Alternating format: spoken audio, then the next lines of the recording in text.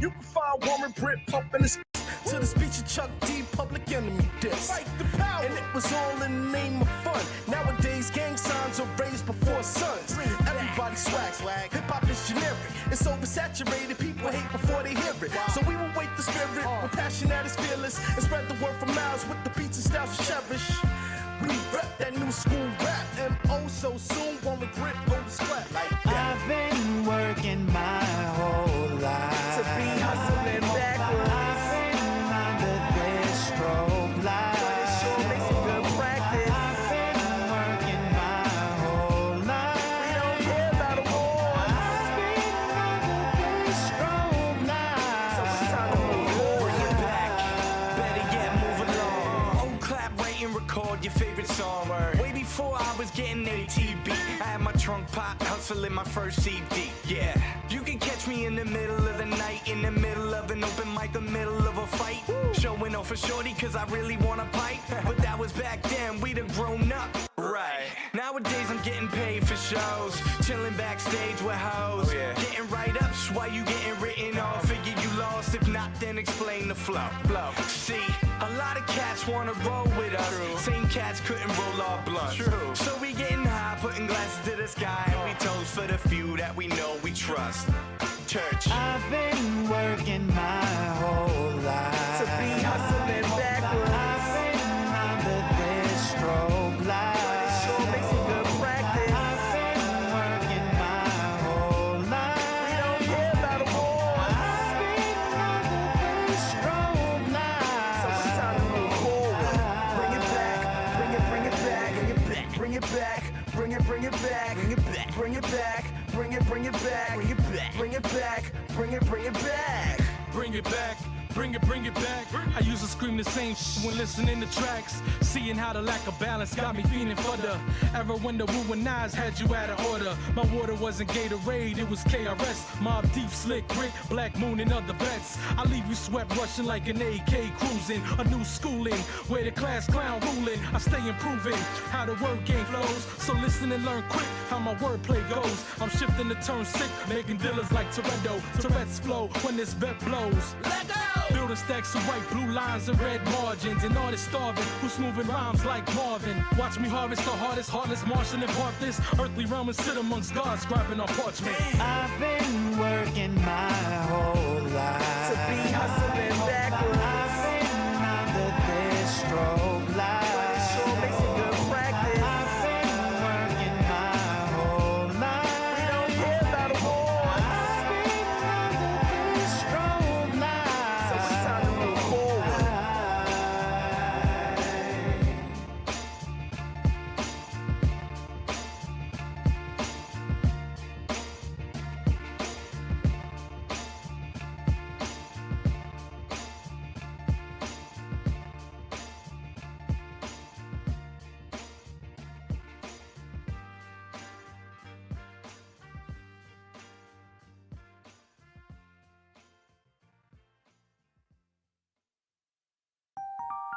Yeah. What up? Yo, this for TikTok, B. Yo, man, look me up, man. Bjorn Majestik 420, you heard? Yeah. I was waiting for the flood to come by the crib with a bunch of new flavors like I'm a kid. Had my money already and my mind was set. Cop some cookies or that sour, but there's flames on deck. So dank and so purple and oh so fresh. I'm a simp for that Mary cause she's just like sex. When I put it to my lips, I start squirting a mess. Now I'm drooling like a fool, but damn, shorty the best. Hey, check. What up? Oh, shit. Let's stay. Hey, I love my Mary and she loves me. I see a miracle, y'all see we.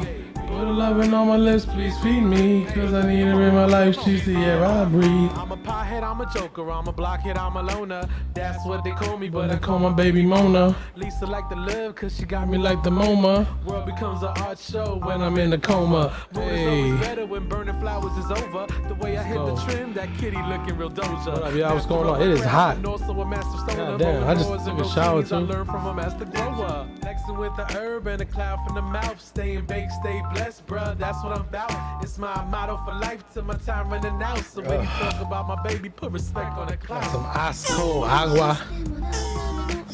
Wow, thank you for the host. Gracias por la host. Es muy amable.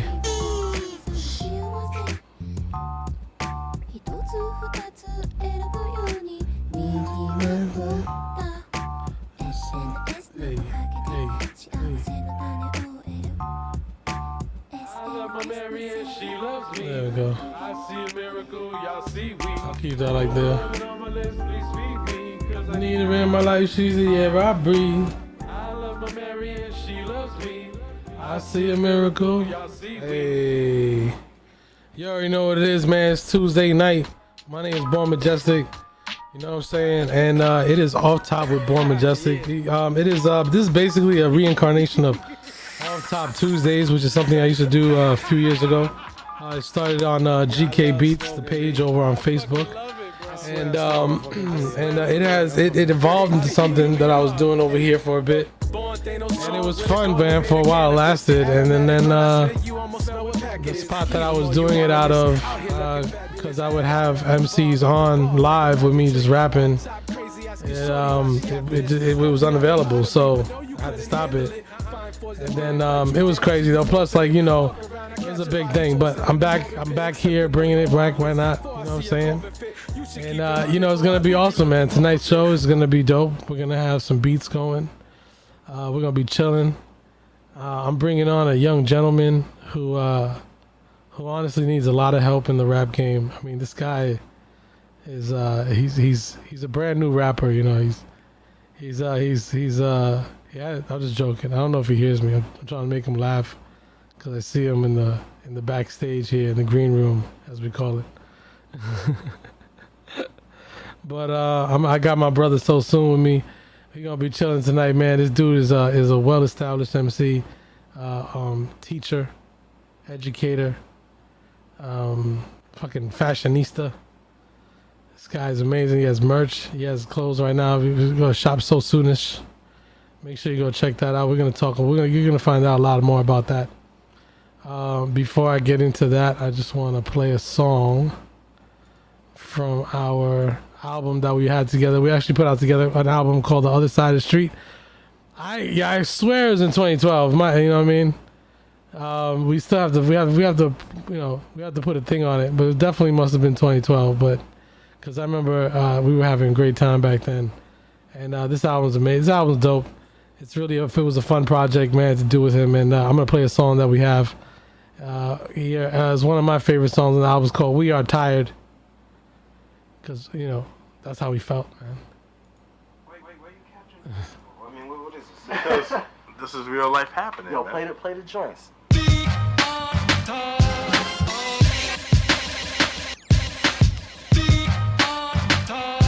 What's up, man? You got your headphones in? Alright, good. Yeah.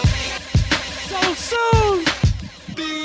They said soon you need a plan, need a name, need a site, need a band. You need the tweet, you need the street, you need the fans. To which I say I need you to ask if I give a damn. Need the groupies in the front, need support in the middle, need the haters in the back, give her space just a little. Watch us work, while she wiggles, watch it twerk, watch me giggle. So much malice on your face, niggas' feelings be so brittle. Damn. And I'm tired of the Skittles, rainbow niggas, play your fiddle. Big complainers, payroll little. Mine not much different, but I'm doing something with it. Making something out of nothing, doing something about it. Cause hip hop did it, so thanks, keep doubting. I'm tired of the struggling, tired of the suffering, fumbling, but I wouldn't be shit without it, huh? Hey yo, I'm tired of the struggling, tired of the suffering, fumbling, stumbling, muscles need recovering. I'm tired. Yeah, we had shot DJ Illinois.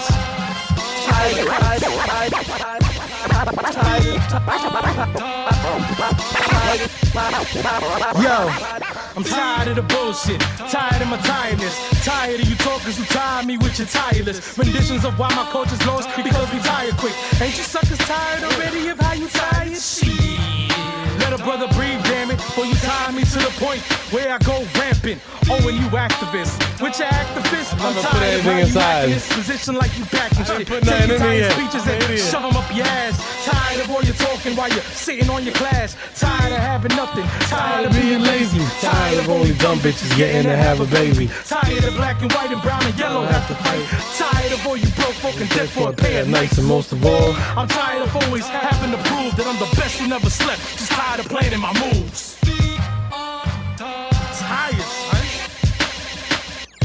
Hey, yo, I'm tired of the struggling, tired of the suffering, fumbling, stumbling, muscles never covering. I'm tired. yeah, Rag Robber 2012. Hey, yo, I'm tired. Hey, yo, I'm tired.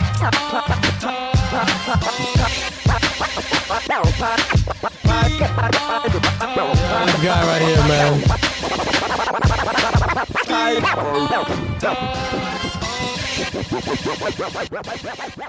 So soon.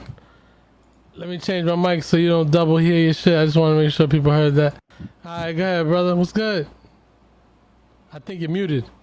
Are you muted?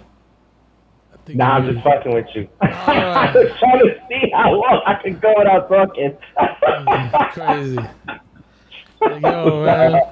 Yo, son, I've been practicing. I've been practicing my freeze frames. You know what I'm saying? Yo, when you be on a FaceTime call, act like the you gotta be like this. Nah, you gotta be like, yeah, I know. Right. Yeah, but I gotta get the timing right. But what's up with you, bro? How you feeling? Sipping on this whiskey. Ooh, Chilling on what a kind of Tuesday whiskey? evening. What kind of whiskey you sipping on? This is the cheap stuff. This is the Jim Beam. This is because I already killed the bullet like many days ago. Oh, bullet bourbon. Yeah. Bullet bourbon, you say? Ooh, Yeah. very nice. Well, you can only drink it with pinkies up. Reminiscent of a song from the other side of the street, circa 2012. I will take a dab with my pinky up for you. Thank you. What's going on, bro? Chilling, man, getting high. But other than that, nah, man, just hanging out, man. I was actually before I got on, I was fucking around with this app called Rap Chat. Oof. Oh fuck, I'm gonna get lit. Is that a new app? Yeah, but check this out. They got beats on there. You just record yourself over the beat like it's a little studio app. With a headphone like this, with a microphone piece like this, it's not bad. Nice. It works pretty good. Nice. That's what's up. Wait, so that mic you're using is you plug it into your phone, or are you doing it? I'm using this one. No, this one I plug into my phone. It just. Yeah, that's what I'm asking. Yeah. Yeah. Okay. I see you in the street. Hell yeah, man. You know me, man. I'm still trying to be seen. Word, valid. You know what I'm saying? I'm still trying to be seen, man. My community don't like me. I don't know why. Nah, but hell yeah, story of my life getting stoned. Rag Robber knows. So please, by all means, before we go any further, this is my brother SoSoon. We go back to like 2004. You know what I'm saying? Definitely 2004. Cause that was the same year. You always remember that better than me. Yeah, cause I remember the same year I met Stan, and I met Marksman. We all and yeah, you know, I think you had just came out of Cataclysm, or you was with Cataclysm, or transitioning out of Cataclysm, something like that. So before I go any further, feel free to talk to the people, man. Let them know your name, where you from, what you about. You know what I'm saying? Holla. My name is SoSoon, aka Sound of Something Out of Nothing, aka Whiskey So, aka Fashionista So. I guess I could go on and on, but I'll stop right there. I am from Jamaica, Queens, New York. I currently pay rent in Hell's Kitchen, New York. Oh, shit. I've lived in New York for all 30 plus years of my life. When I'm not writing rap lyrics, I like to paint portraits of nature.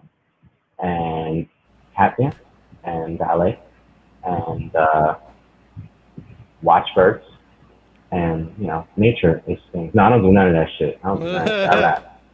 I rap. I teach hip hop. When I'm not doing that shit and walking around looking fly for no apparent reason during the quarantine, I rap. See, there you go. There you go. See, now, one of my favorite things that I just rather get into right now, because I can talk about you rapping and stuff and all that stuff, but that's not what I want to know about. I mean, we're gonna find out about all the rapping skills in a bit. But as far as teaching, how do you find the level of ease now as you've been teaching for quite some time compared to when you started? And is it even still? As a matter of fact, not even still. With society emulating rap and hip hop a lot more and absorbing it more into their daily lives, is it easier to teach? Do you find more people to teach? Are you teaching? What are you teaching them? Like, I'm honestly not doing. I'm not doing a lot of like teaching hip hop. And it's funny as I say that I'm preparing to teach hip hop in a few days. I'm teaching more of like the history of the culture than I am teaching people how to rap. But I'm actually about to dive into a 6-session workshop with a virtual workshop with a couple of young people that will combine both of those things, like history, historical perspective, and they'll learn a little bit about beat making, MCing, writing bars and all that stuff, and then they'll be able to kind of put together some 8-bar situations by the end. Is it easier to find people that want to know history now, or are people a little like I don't give a fuck?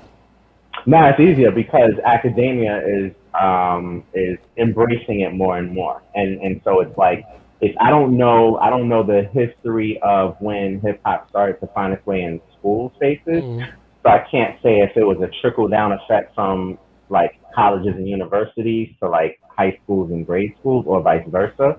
But I think that a lot of hip hop educators or folks who've gone to school, and done like master's degrees and PhDs and things related to hip hop education have helped to spread the awareness of like its potential, as a resource for teaching and connecting to like students who look like you and me, who come from places like you and me, you know what I'm saying? Yeah. And so it's becoming easier to find spaces to teach and engage folks. A lot of what I've been doing in the last few years is going with a small team of folks to like colleges and universities and talking about like the educational benefits of hip hop. So yeah, it's easier. Definitely. That's what's up.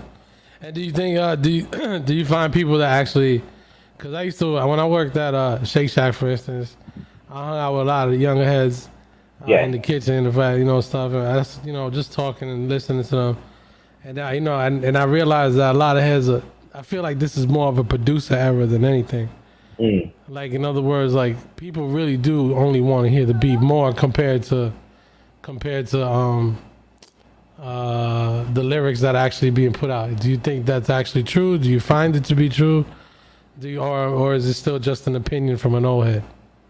No, I think that commercialism and capitalism will dictate trends on a large scale, but like if you peel the layers back and go beneath the surface, which is where folks like you and I have often succeeded, it's still the same. But you'll find your community of people who want to hear the lyrics and will genuinely appreciate the context. And then they have, and I think younger people, let me say this, I think that I've been privileged to interact with young people who have had access to a certain type of education.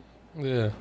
That say, I will speak for you and I know you well enough that I can speak for you and I in this sense. I would say that they had access to a certain type of education that you and I didn't when we were growing up. So we were doing a lot of like figuring shit out on our own. Yeah. And I think that the young people that I've interacted with, because they've had access to certain education, they already are coming into their teenage years with an open mind to what's happening in the world around them and understanding that, okay, I might bump whatever's on the radio, but that's not the end all that is all. You know what I'm saying? I think that other folks who are in schools teaching hip hop, they might have some of the challenges. When I started doing this earlier on, I was in schools where it was young people who were, you know, a few generations younger than me who were listening to commercial shit, and I mean, might be talking about like the importance of bars and things like that, and they're like, you know. So I think it depends on who you're interacting with. So I wouldn't put a percentage on it, but I'll say that you'll find that there are as many of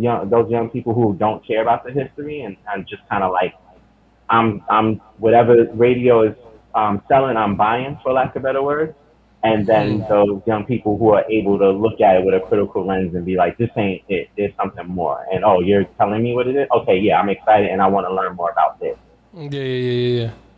All right, cool. Nah, I was just curious because I'm like, yo, since, you know, if you in the educational space, I was just wondering what the actual, like, appreciation for the art of rap is, you know, is how it's being looked at nowadays.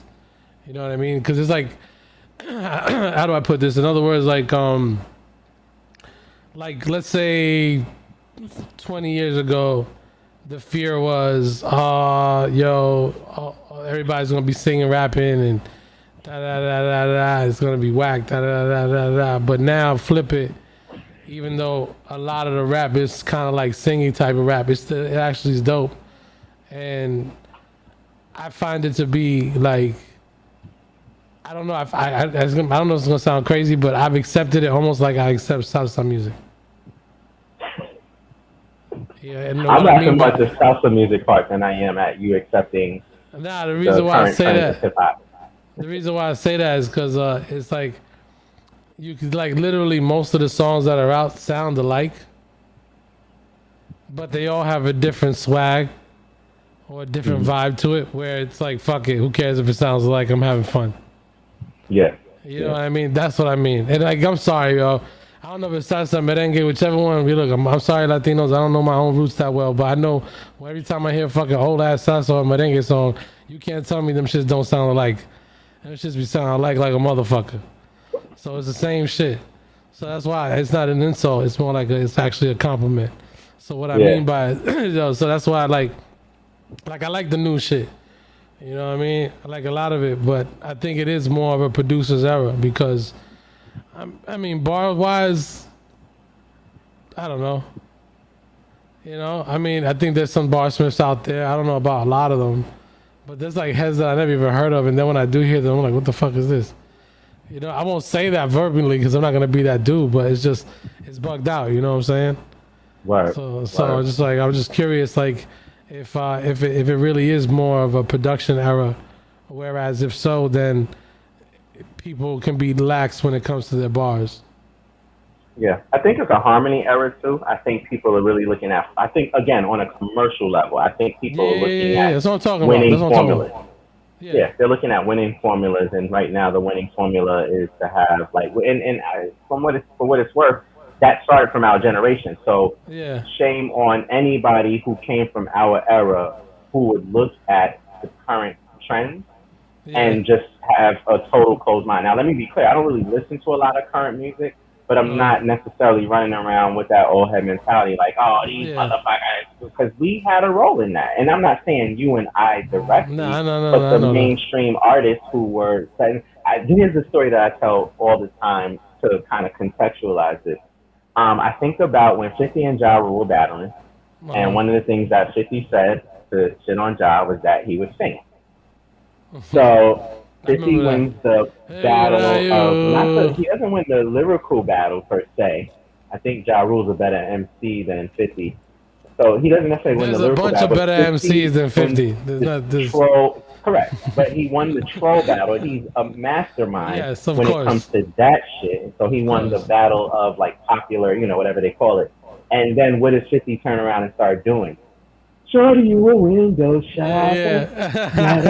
Yo, that is the biggest mindfuck ever. It is the biggest mindfuck ever. And nobody, I mean, I'm sure people talk about it, but nobody, like, he wasn't, like, ousted because of it. It was like, the craziest shit ever.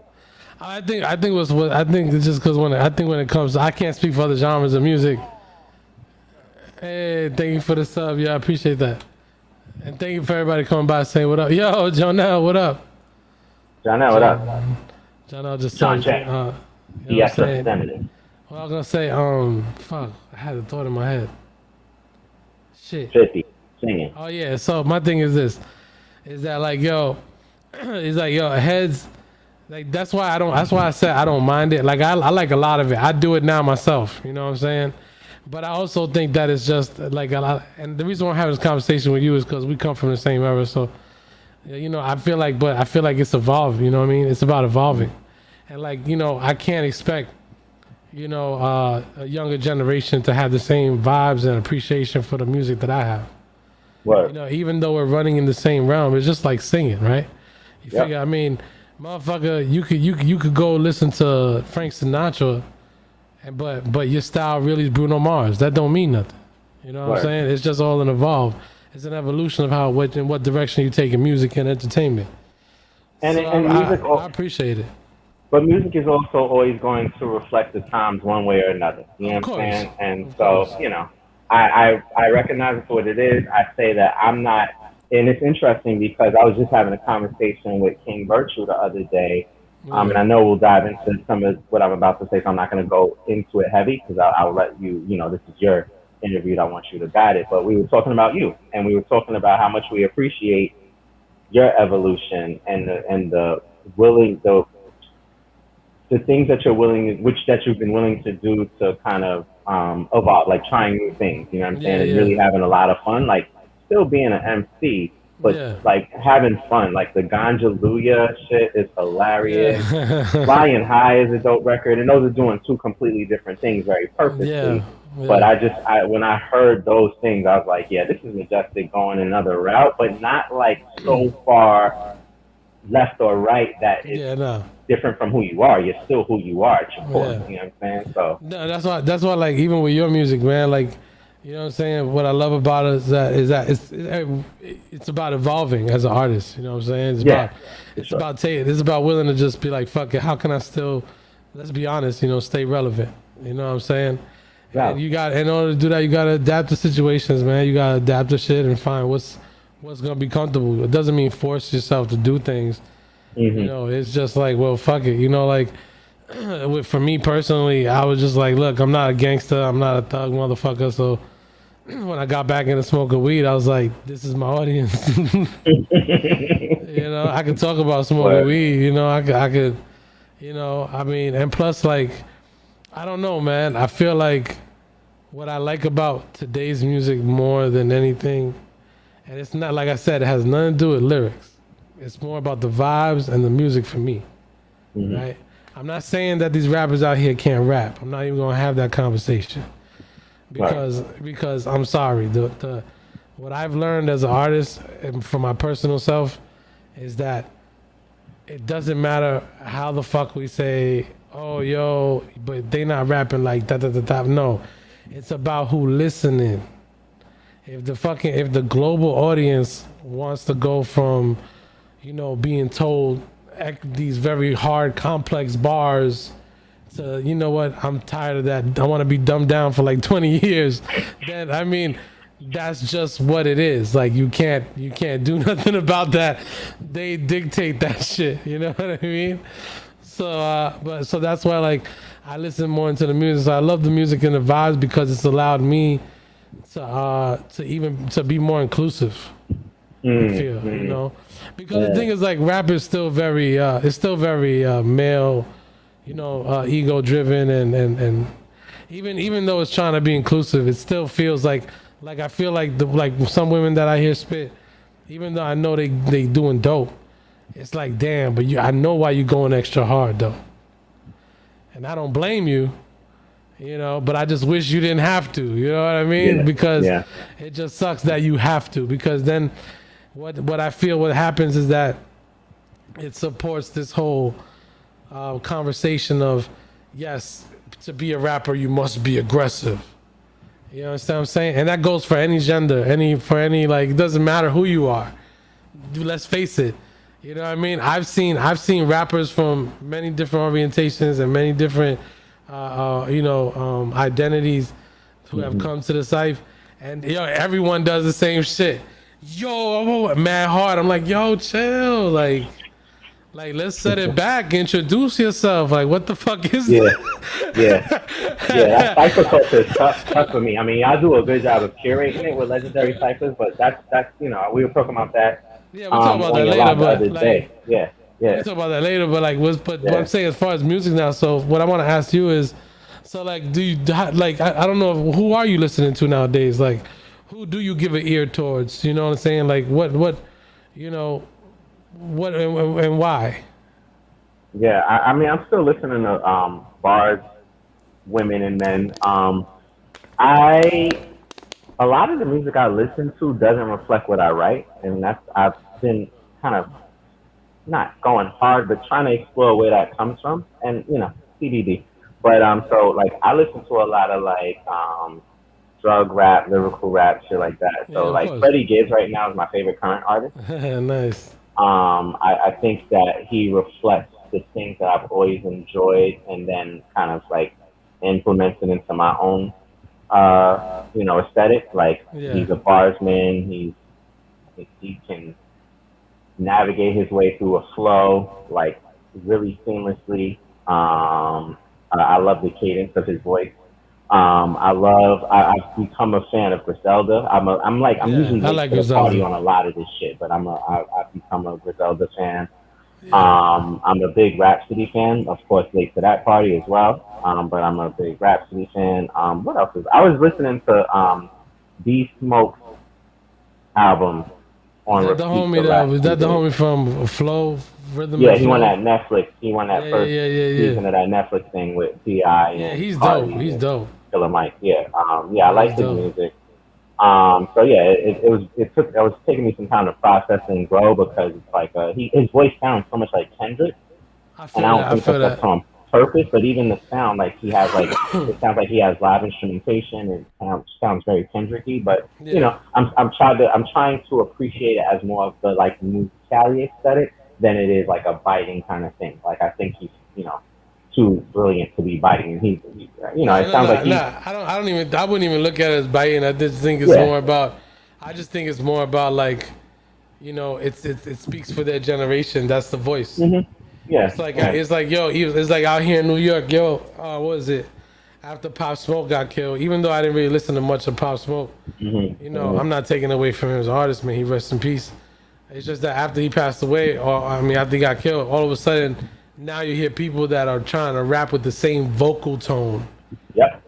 See what I'm saying? And so I think what happens is that I don't know. I don't necessarily know if it's biting or if it's. I think it's just- influence. Yeah, that's what I'm saying. You know what I mean? Because like, think about it. Like back in like the '90s, right?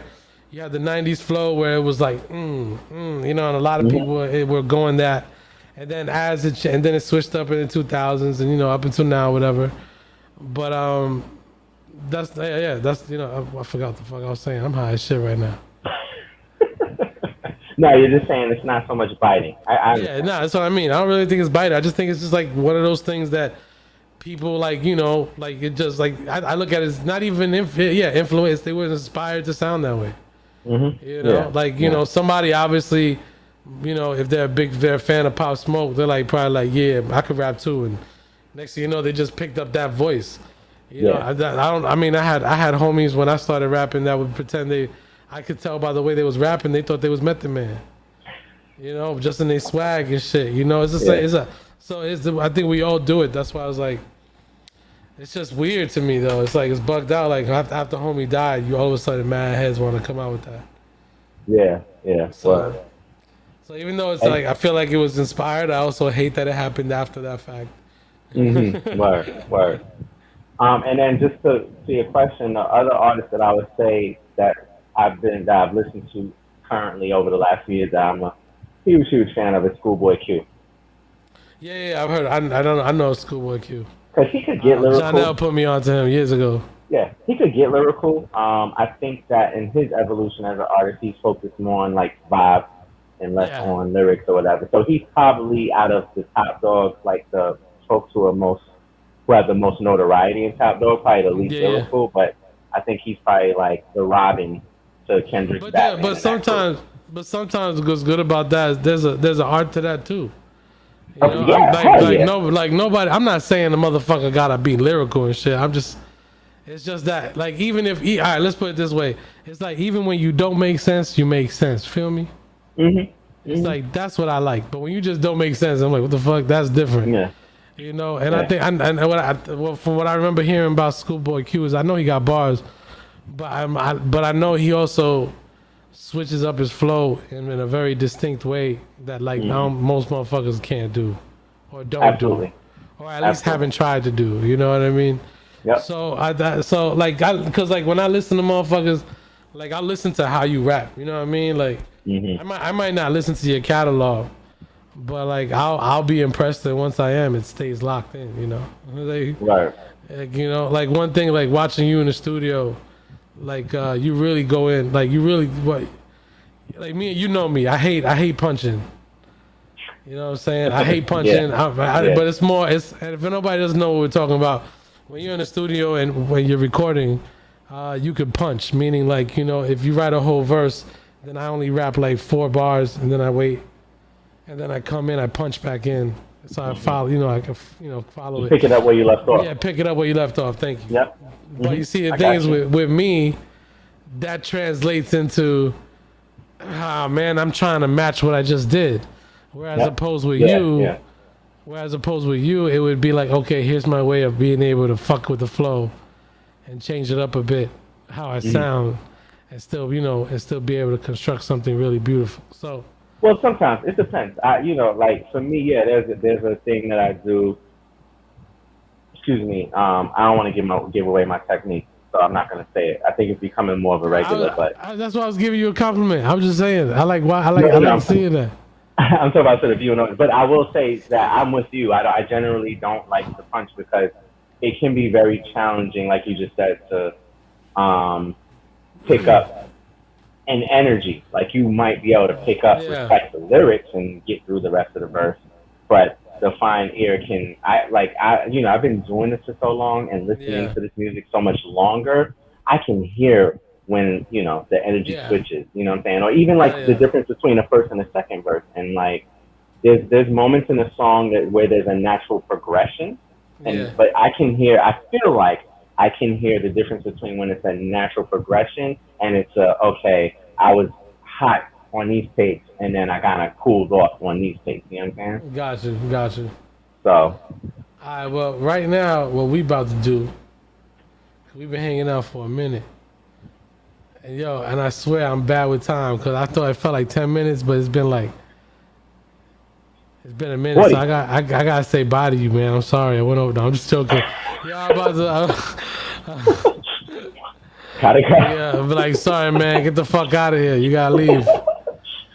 You gotta leave, bitch. No, I'm just joking. All right, so let me know if you hear this beat when it plays or whatever. I'm gonna show you a sneaky yet ethical way to make money with properties you don't own. Did you hear anything? Yeah, it's called rental arbitrage. Property. That's the beat. All right, cool. So you hear it good?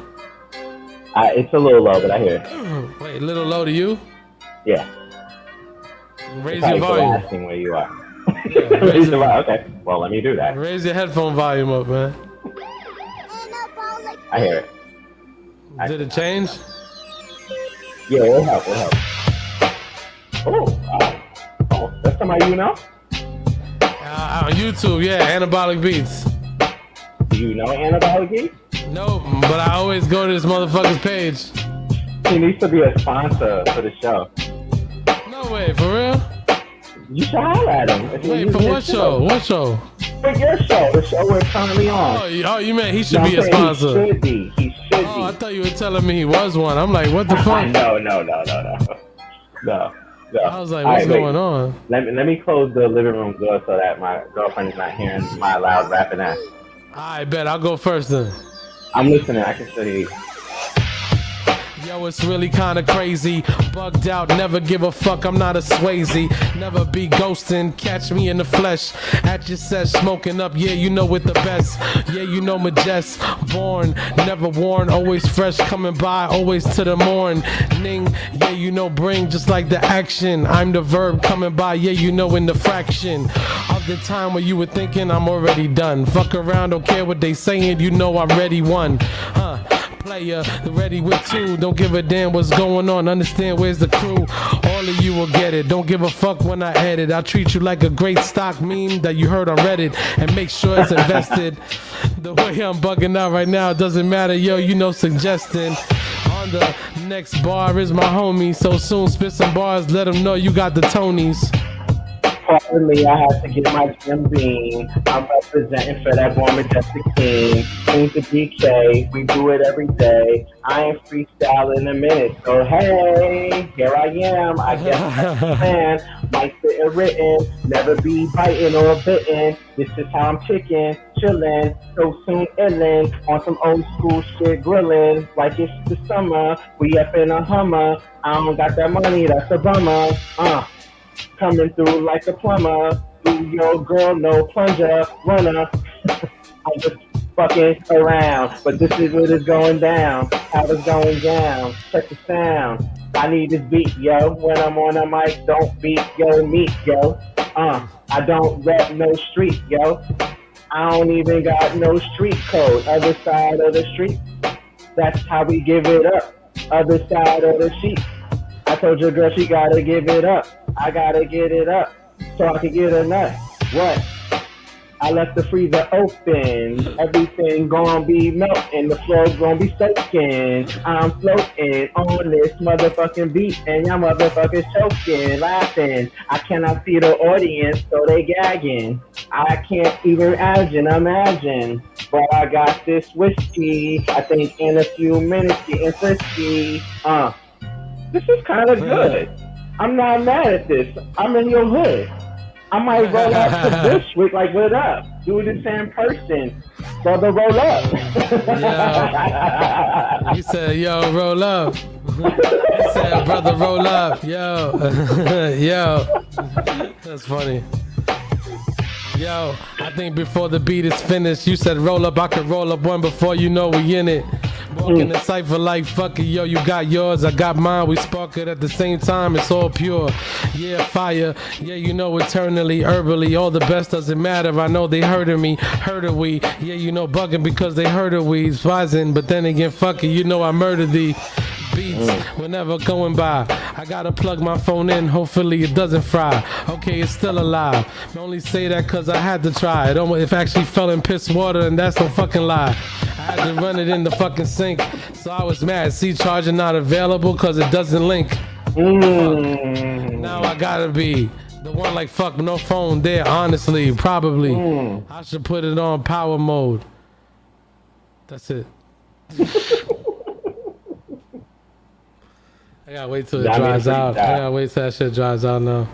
You got me to freestyle. That was the first time in many moons that I freestyled. Now, yo, you know, if you want to spit a written, I don't give a fuck. Don't matter. Nah, no, you told me, bro. I figured, you know, I love you. I know, I'm just saying, man. I'm just saying, man. I'm just saying.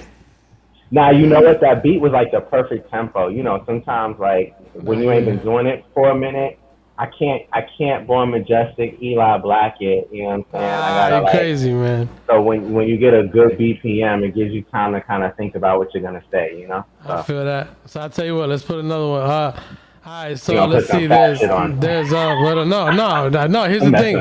All I do is I look at the pictures. I look at the tiles, right? So there's 12 tiles in total.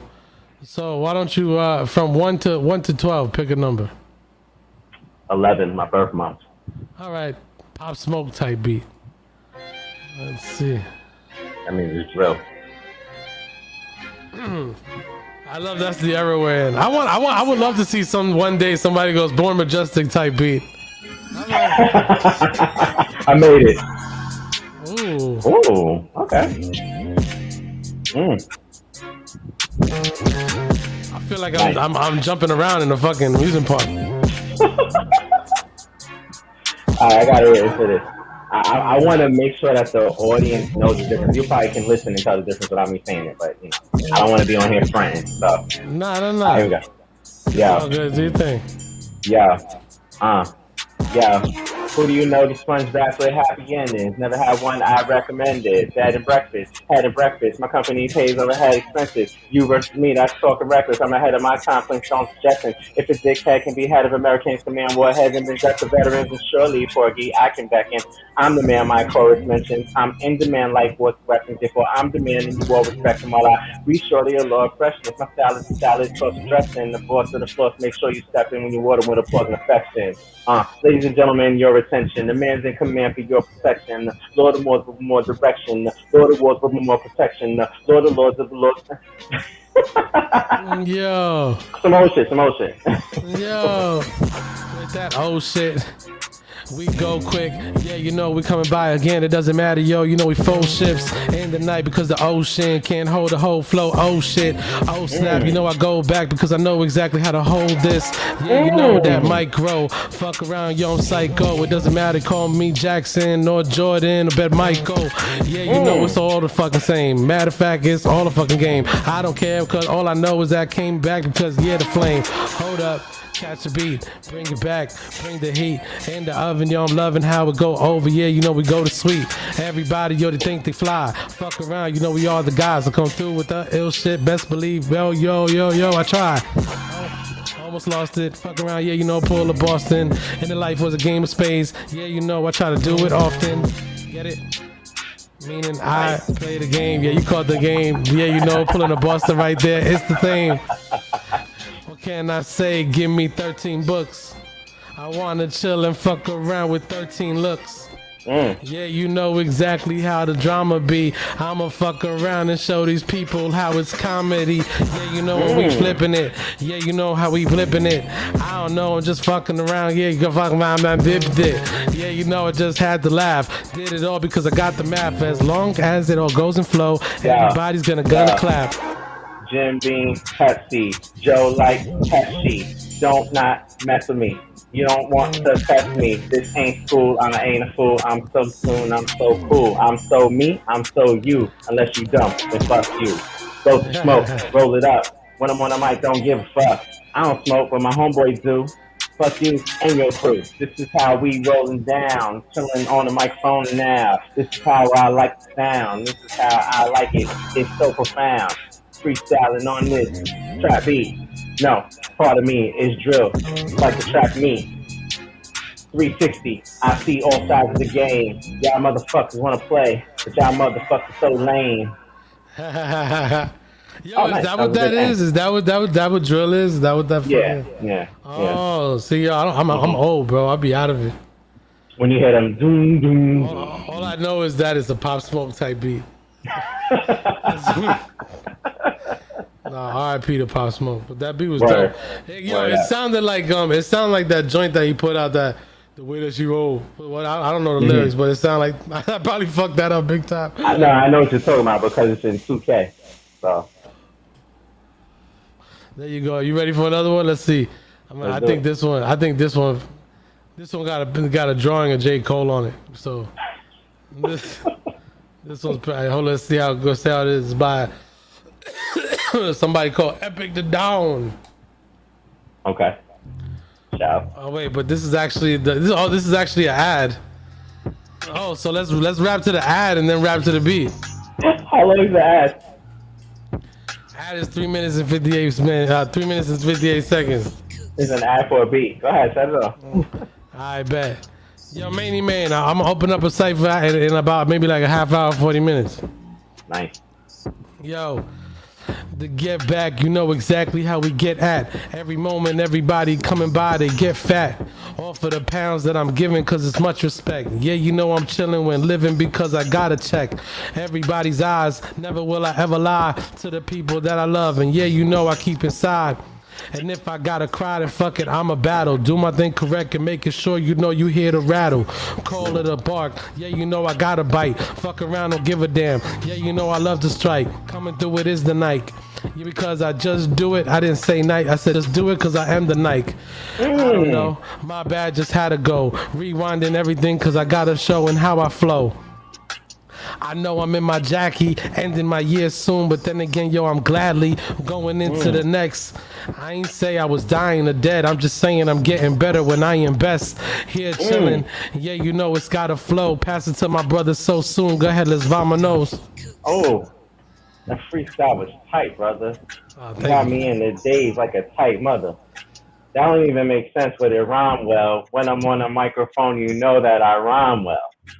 I said the same shit twice, but it's necessary because I'm the same shit nice, legendary, like the Scythe on Fridays in Union Square. I dare you walk up if you give a fucking care and spit a bar too. You might be in booze, they don't like you. Your shit is whack, but they might show you love. But behind your back, hit you with a mug. I'm just fucking around. We freestyling to a beat. I'm a fucking clown. Majestik got me doing shit I don't like anymore, but I'm still hyped. So open up the door, fuck it. We gonna have some fun with it, and you know I love it. If it goes on the stream, then I'm so above it, never below it. You know I stay flowing. When I'm on a microphone, you know I stay knowing. The almighty, third eye open. Get him choking. Am I on beat still? Yeah. Lost it for a second, but I'm so ill. They call me J Skills before the so soon. So, never that. Shout out to the homo and the hetero, the LGBTQ. It's Pride Month and we see you. We got nothing but love. I used to be a homophobe because I ain't know better. But we showing them love because I'm so better. I'm much older, more inclusive. Got a huge folder with a lot of love in it. But if you don't fuck with them, then fuck you too. And you can get it. That's how we give it up. My name is SoSoon. I ain't had enough. I hear what you're saying. I remember the days when playing around saying dumb shit. I was so toxic when speaking these jokes. It was like I thought of rum shit. Meaning I was on some drunk shit. Speaking like a wino, thought he was speaking truth when it was bum shit. Bum lips, crashing like some bum ships. But then again, I can't front. That was the bum of bumness. He really taught me really how to change. So I could chill and change my vocals and I could hang. Expand my range. So I could really go and bang. And chill with my peoples and see exactly nothing strange.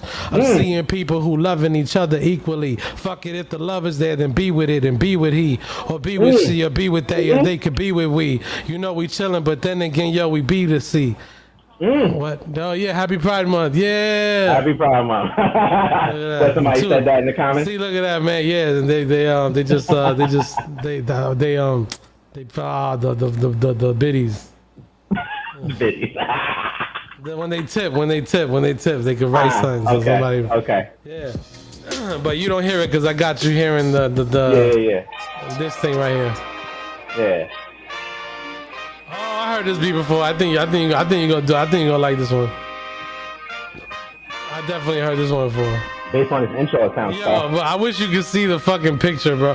Matter of fact, oh yeah, you can. Look, watch, look, it's on the screen. Look at the picture of J. Cole they put up. Look at that shit.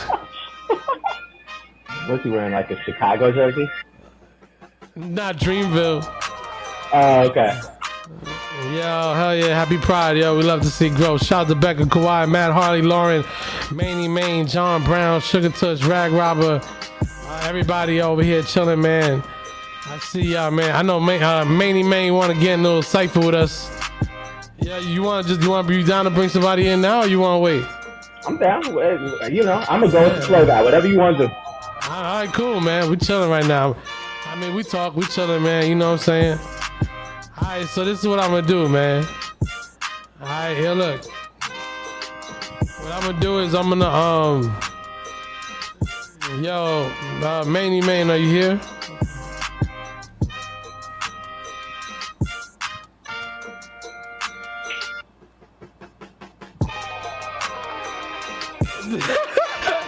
Hell yeah, that's my technical terms. Yo, soon you can see the chat, right? In the site. No. Are you on the phone? No. You know what, motherfucker? I've been having my shit on private chat this whole time. And I didn't even see all the comments. Jesus Christ. Hi, everybody. There you go. I was about to say, see? Hey, real quick, shout out to my homeboy Damien. We co-host a show called Framework, where we bring logic and reason to the barbershop. We do a lot of hip hop talk, but it's just a great way to like really have those discussions that people always have that never have a conclusion. And I only bring him up because we're about to go into season 2 and transition to using StreamYard. So as I'm sitting here as a guest on your show, I'm also learning. So this is nice. So I was like, I spent the first 50 minutes looking at a blank private chat screen because you and I are not chatting behind the scenes. And all along, I could have been looking at the comments. So hey, everybody. LC Wayne, thank you. What's up? Yo, so main spits bars, and has shown me love as far as I know of for quite some time. And I did say like, yo, if you got bars, man, then you know I'll send you, I'll invite you, come on to the stream and we can spit a little bit. Right, I'm with it. So yo, Manny Man, you can come through. I'm gonna allow you to join the broadcast for a beat or two, 3. You know what I'm saying? We go like 3 beats. You know what I'm saying? As long as you're cool with that, then I'm cool with that. I just whispered you the link to join us. You can join from your phone or from your computer. But just make sure you have headphones no matter what. That's the best way that you're gonna be able to rap with us and hear the beat and everything. This beat is tough, by the way. Yeah, this beat is tough, isn't it?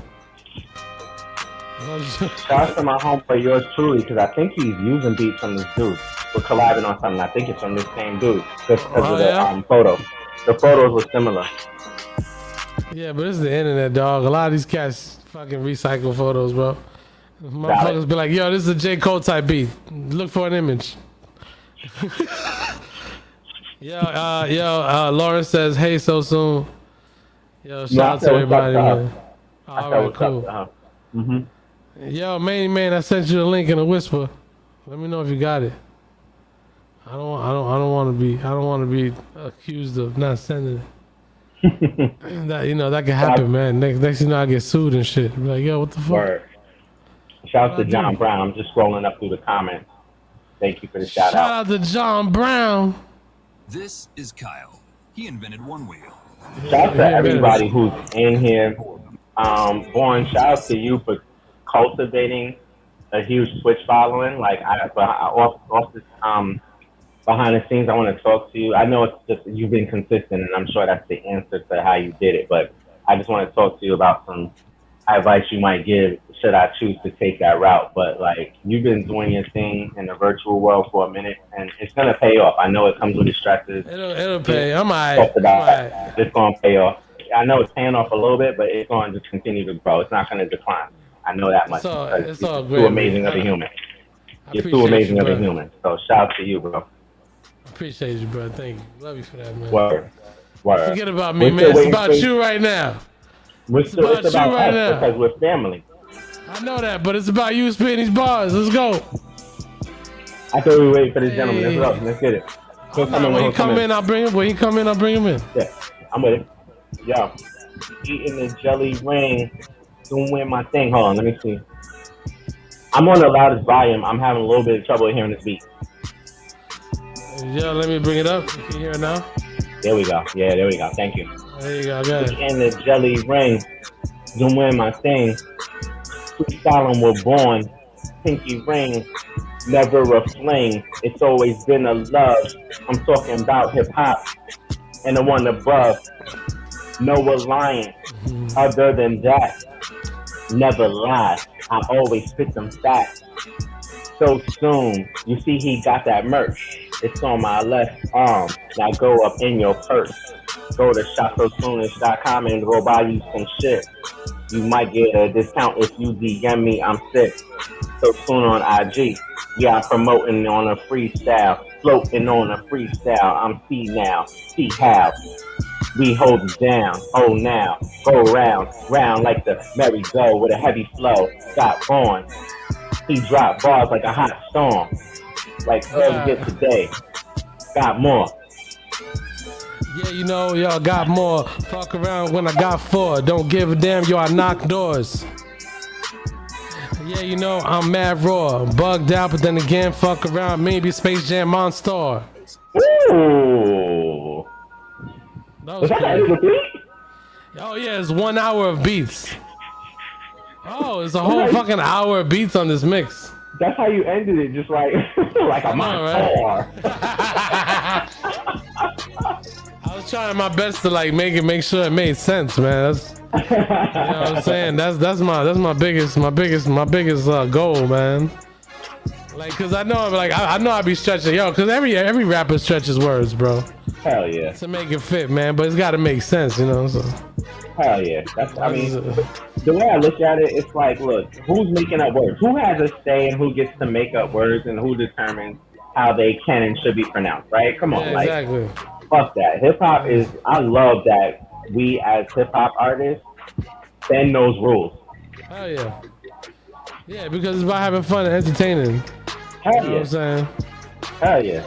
You know, that's why there you go, you got it. I think you got it. This beat tough. Hey, what's up, man? Can you hear me at all? Hey, I hear you, bro. Oh man, I can't wait. Can you hear me? Yeah, yes sir. Alright, cool. You good, man. I don't know if I'm focusing it right, but No, you good. I see you. You good. okay. I see Buddy over here. Yeah. It's opposite. Why is it so opposite? Now I see you over here. What you Okay, mean? Betty. Now I said when I'm pointing it point opposite. I don't know how that go. I don't know, bro. It's all good. You can go this way if you want. Okay. Yo, shout out to Manny Main, man. What's going on? Welcome to the chat. Hey man, I appreciate it, man. Look, I tell you this. All right, I'm ready. I hear that, brother. Yo, just do me a favor, cause Twitch is funny with showing nipples, so just make sure the camera stay a little up. That's all. I'm not gonna tell you to put a shirt on, cause I'm sure it's hot. So don't worry about it. You sure it's hot? I'm sure it is. I handle my biz. I do my shit, dog. I give a fuck about nothing but my kids. Hey, boy, I done did a couple of bids, but hey, you know it is what it is. I changed my mind for nothing. I'm sorry. Go ahead. No, you good. I want to make sure you can hear the beat. A little bit, yeah, I can hear it. I don't even know if it's coming through. Hold on, let me see something. All right. I think it's on my side though.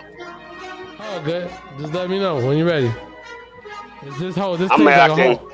aim the song. We hear you clearly. You sound good. I think it's on my side of the. Go ahead, there it is. I hear it now. Yeah. All right, cool. Go ahead, spit it.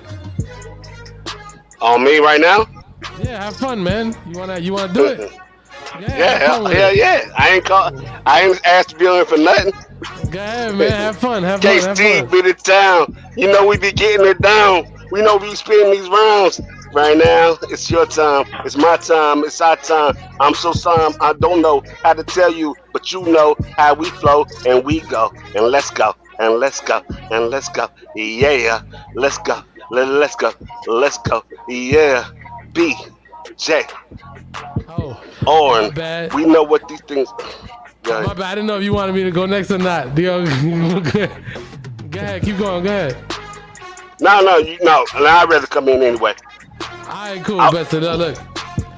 Once again, you know we gotta fly. Check it out. You know you spot the guys. The three of us on the screen like fuck yo. You know we looking fly. I'm real high, taking dabs. Homie over here taking that. Whiskey to the face. That's my dude. So soon, yeah, you know we chilling that. Damn, I always catch the end of the beat. That's sort of my fault though. That's sort of my fault. Nobody's fault. I'm gonna take full blame for that. I had to figure it out first, but I can't fucking wait to come in. And first of all, y'all been on first. Y'all gotta leave me You leave me for last. You know why? Because I'm the last nigga came in. I bet. I tell you what though. How about? Yeah, I see Al Mal. I see Al Mal in the building. I don't know if Al Mal wants to join us too. I guess let me know, Al, and I'll send you a whisper. But yo, here go the beat. All right, so I'll tell you what. I'll set it off. Then SoSoon. Then Manny Main. All right. Shout out to Kansas City, shout out to Manny. Oh, this is a slow beat too, huh? Catch me with my passion. I I got a passion for rapping, knowing I'm clapping. No steel, but more like my enamel, knowing that all meals is getting feasted on when I'm chilling out in Manhattan. Yeah, you get it, bust it, knowing the old school, old fool like me hitting you hard like it was old tools, old news. Yeah, you know it's me when it's one. Don't give a fuck, I'm chilling, my shine don't come from suns, it come from brilliance. Yeah, you know just how we skillin'. I'm bugging, chillin', like I'm raising bars like they're children. It wouldn't matter, willin', I'm doing it, words are spilling. I pass it on to SoSoon to show them how we are building. Why you keep doing this, bro? You keep killing it. Now I gotta go looking for a skillet and shit, so I can cook too. Look at you, you son of a bitch, doing what you do. And you let it shoot, but fuck it. We having fun, so soon, never guns.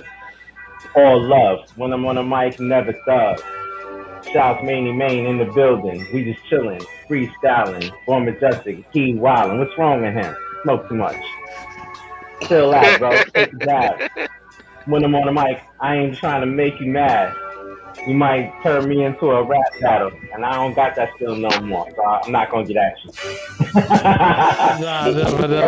I like this beat. It's shit. It's fucking heat. It's flavor. It's flavor. It's flavor, baby. Alright, okay. Word for nothing and word to everything. I'm telling you, all the drama that I may bring, man. Y'all niggas was born to die. I was born to live. I've been doing this shit since I was a fucking kid. Hey, man, y'all niggas will never get, and I'll never let you motherfuckers forget what y'all did. Y'all try to play me for a sucker. I told you I was far from a sucker motherfucker, but I still want to try to play a little nigga. Now I'm a big nigga. What you gonna do with him? I'm a real motherfucker. Be a fool with him, cause he a fool too. I show you what a fool do. Boy, I eat all of these fucking fools food. You hear me?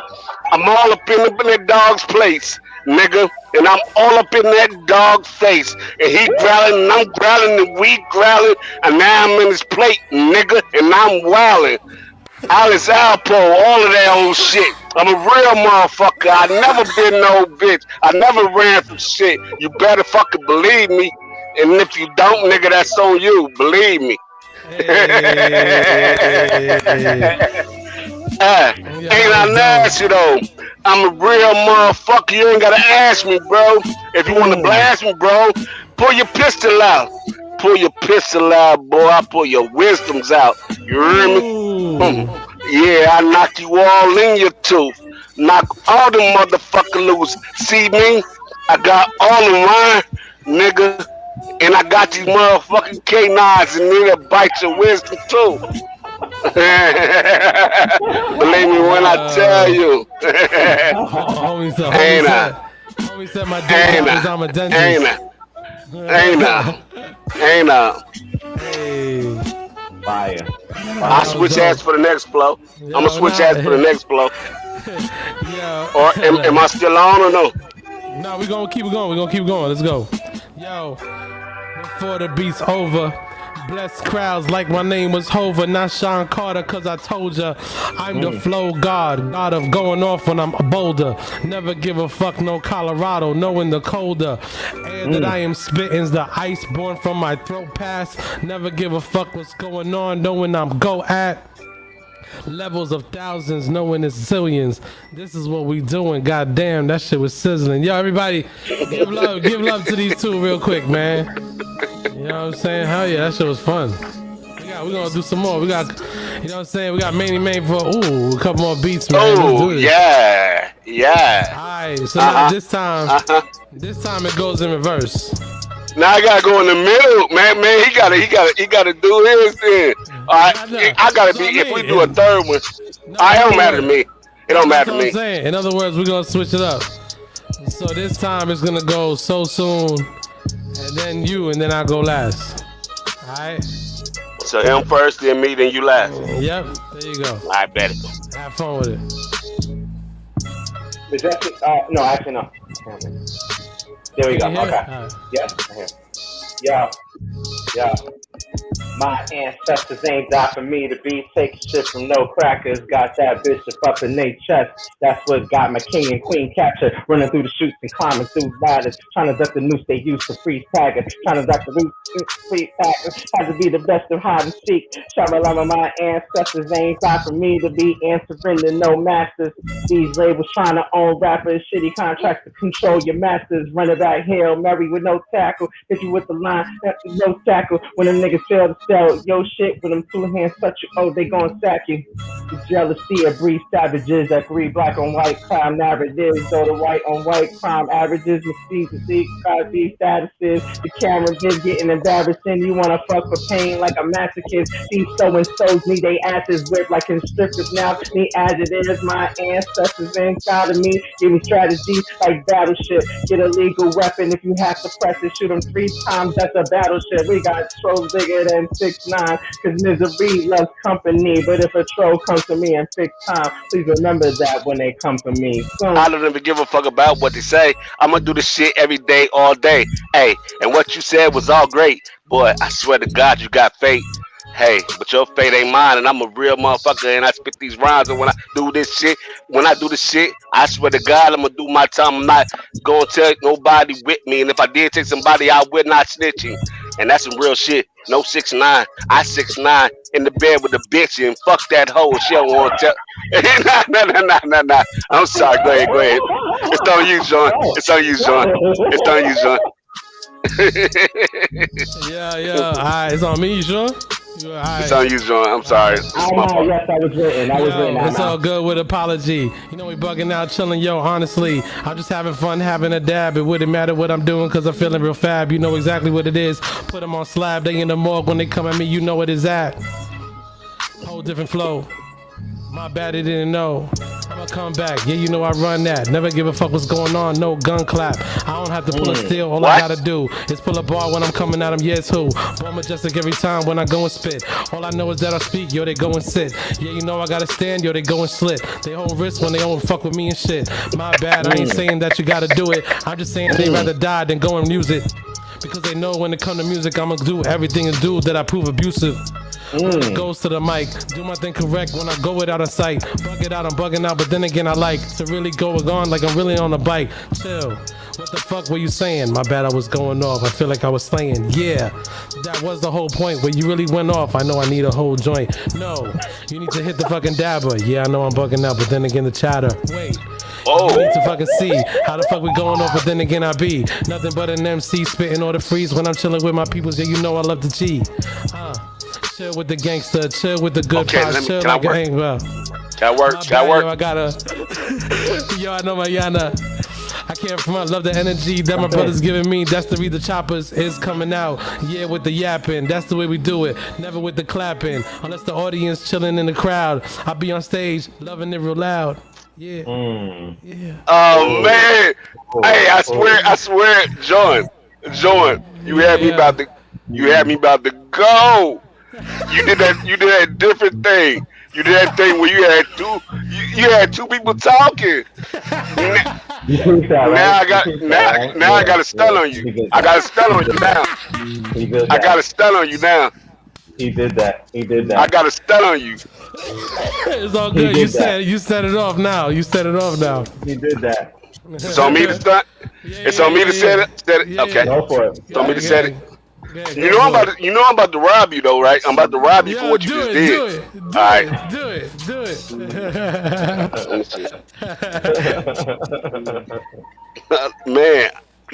Man, you fucked me up right there.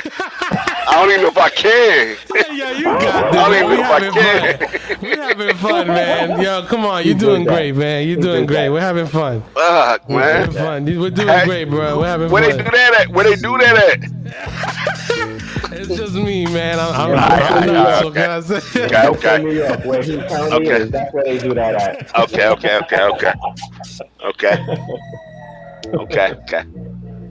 gonna try this. Shout out to Manny Main. Thank you. I'm gonna try. SoSoon. Go ahead, bro. It's all you, man. Ain't drop you. Can you hear it? Okay. That's kind of. Can you run that back? Yeah, I can run it I back if know you it's want. like an hour loop, but yeah, that shit. Oh, it just. Oh. Yeah, that shit is fire. I want to Hey, make sure Manny May can hear it. All right.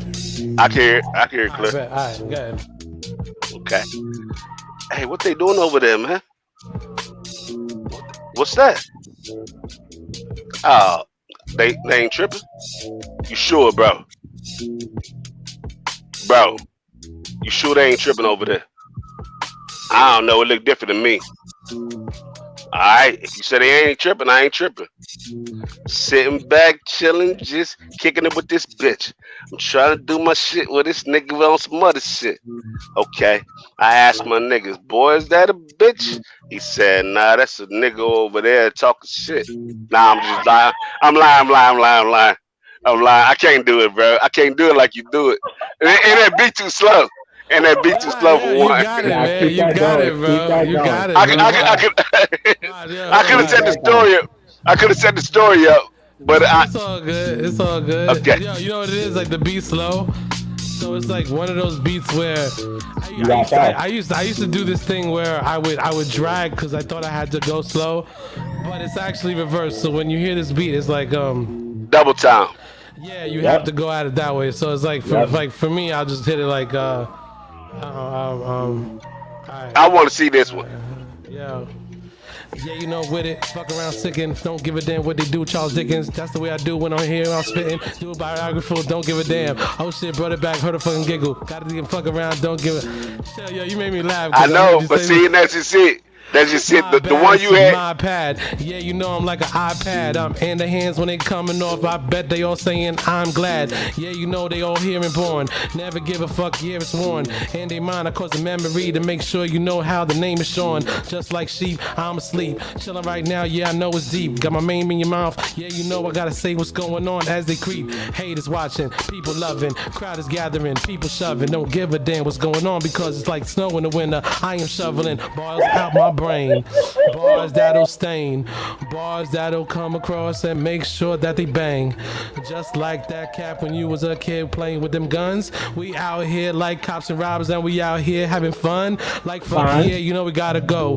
Best believe you know Geronimo. Pass it off to my boy SoSoon cause he gonna be now Gamino. Wait, can you do? First of all, you fucking bodied that shit. Second of all, can you? Yo, you bodied that. I mean, I've known you. Yeah, you did it. You did that. But I ain't gonna keep jab with you. Hey, bro, I ain't gonna keep jab. But no, but I ain't gonna keep jab with you. Nah, I'm about to rock it. In we fact, having fun though, but we having fun. I'm just no.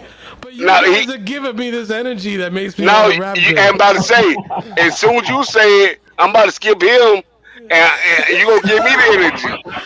Cause if he want to keep talking, I want to run off what you talk about. I can't be the middle. He can't keep being the middle man. I gotta run off what you talk about. Cause I swear I body after that. Cause I get that little fever. I ain't saying you ain't saying nothing. Hey, bro, what's buddy name? SoSoon. I ain't saying you ain't saying that. I'm saying like follow his lead. Let's rock this motherfucker. I get you. Let's body this shit like he doing it. That beat is crazy. Can you indulge me in running that back, please?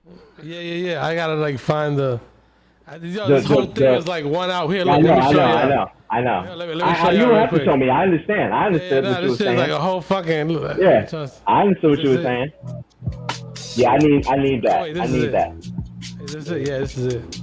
Right? Yep, that's it. Alright, yeah. So all right, bring it back. So again, because I'm transparent, I'm sitting there reading. Nah, I know that. I don't care. Nah, I know you are. No, I know you don't care, but I just want the audience to know I'm not front. You know. Final thing I'm gonna say. Look, I'm reading this one because I'm terrible at memorizing my shit. So do your thing, bro. Have fun. I just want people to know you got bars. I don't care. Yeah. All right. So that's it. All the precursors. Here we go. Yo. Listen. Remote learning, remote working, remote earning, remote sermons, remote service, remote churches, remote excursions, remote verses, shot of Swiss and Timberland, remote disturbance, remote versions to let him again, be more observant. feed your purpose before it worsens. Need more deferment for that rent, them student loans and phone service. We broken nervous, wish we were more German for that better stimulus. We supposed to flourish? Or for 1200? Remote ain't working. Call us spectrum, damn, I wrecked them for that monthly checkup, but I got connections. Hope they don't check it. I don't want my shit messed up, piling up debt quick. Might sell an erection just to catch a few bucks. We supposed to be Jetsons. This shit is oppressive and depressing as fuck. Social distance, global sickness.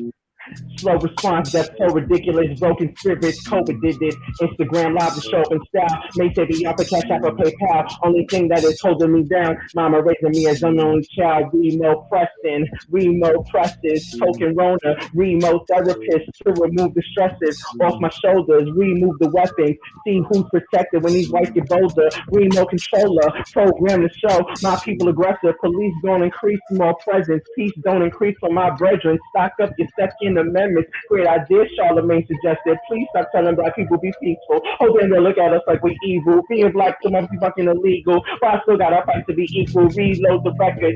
Let Jay decode the reference for the culture. Get primo and sexist. Next gen and seeds need more exposure. Need more legends to co-sign on this shit like it's that credit. We smoke, reach towards the heaven. Need more bullet. Need more Hendrix. Social distance. Global sickness. Slow response, that's so ridiculous. Broken spirits, COVID did this. Instagram live show up in style. They say the offer cash out for PayPal. Only thing that is holding me down. Mama raising me as an only child. Why you do it so soon, boy? John, so born so soon. My bad, so yeah, I fucking hit a button and shit. It's all good. But you kept it going though. That shit still works. We keep going. Yeah. Why you do it so soon, man? I ain't did that shit no soon, nerd, than you just did. I'm Oklahoma like soon nerds and that kids that's raised up in the colleges and they doing this shit, playing basketball and shit, playing football too. I do shit too with my foot, but I don't put it to the ball. I put it to a motherfucker's jaw. Like a motherfucker jack kick, but you know what it is. It's back. I can't get the phone on me, man, because I can't get this backwards shit. I don't do it to a motherfucking ball. I do it to a motherfucking jaw. I know, right? No. That wasn't racist. I didn't say it like you said. No. You said jaw. You said I don't do it to a ball. I don't do it to a ball. I do it to a motherfucking jaw. We heard you. I'm sorry for that. That shit was hard. That was hard. I gotta stop apologizing. And start rhyming. Don't worry about it, bro. Go ahead, do your thing, B. Okay. One last time for me. One last time for me, fuck. You want another beat, maybe, man? Or you want? Yeah, you want? Yeah, give me another beat. Yeah, please. Okay, yeah. No problem. That's all you.